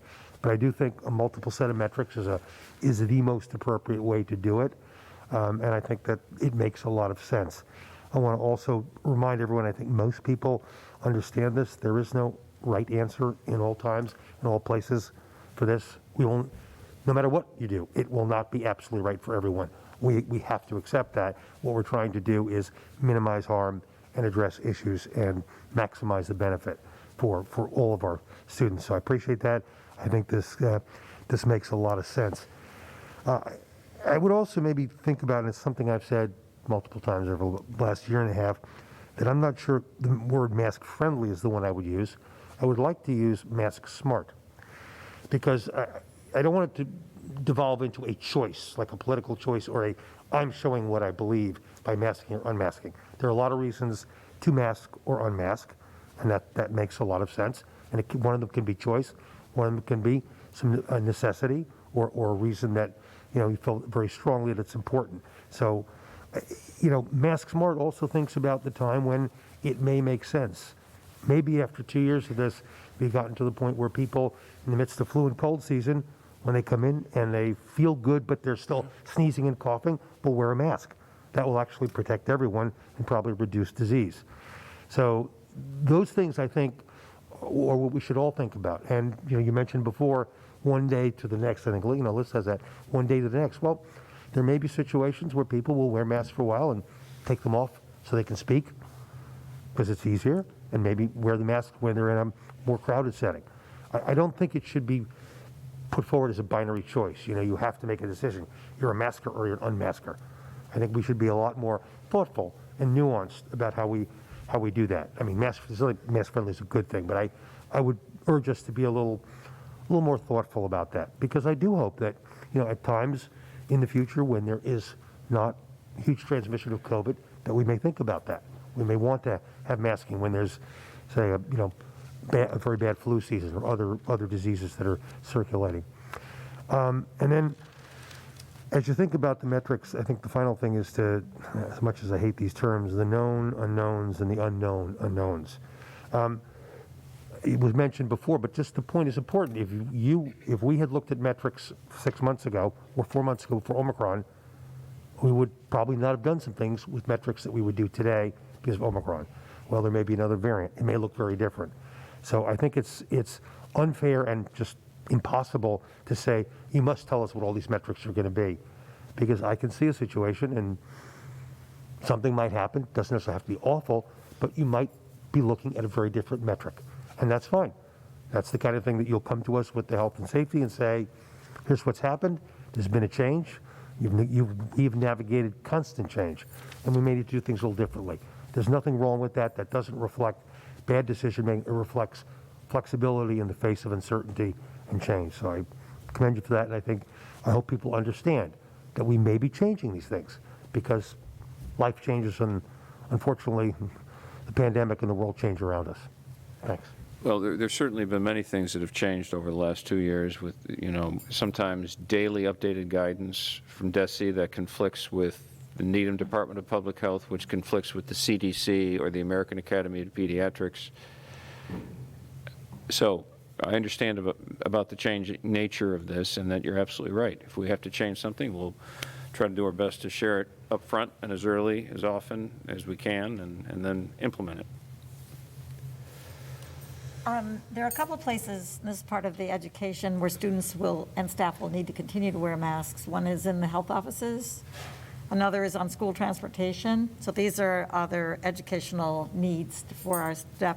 What about the students who test positive and are home for 5 days? When they come back, they wear their masks for 5 more days, correct? For a total of 10, a total of 5 days. Once you come back from the 5 days, that you will continue to wear your mask. That is the expectation. In that sense there, the nurses will not police that, but they'll be aware of those students, and so we want to make sure that families understand that.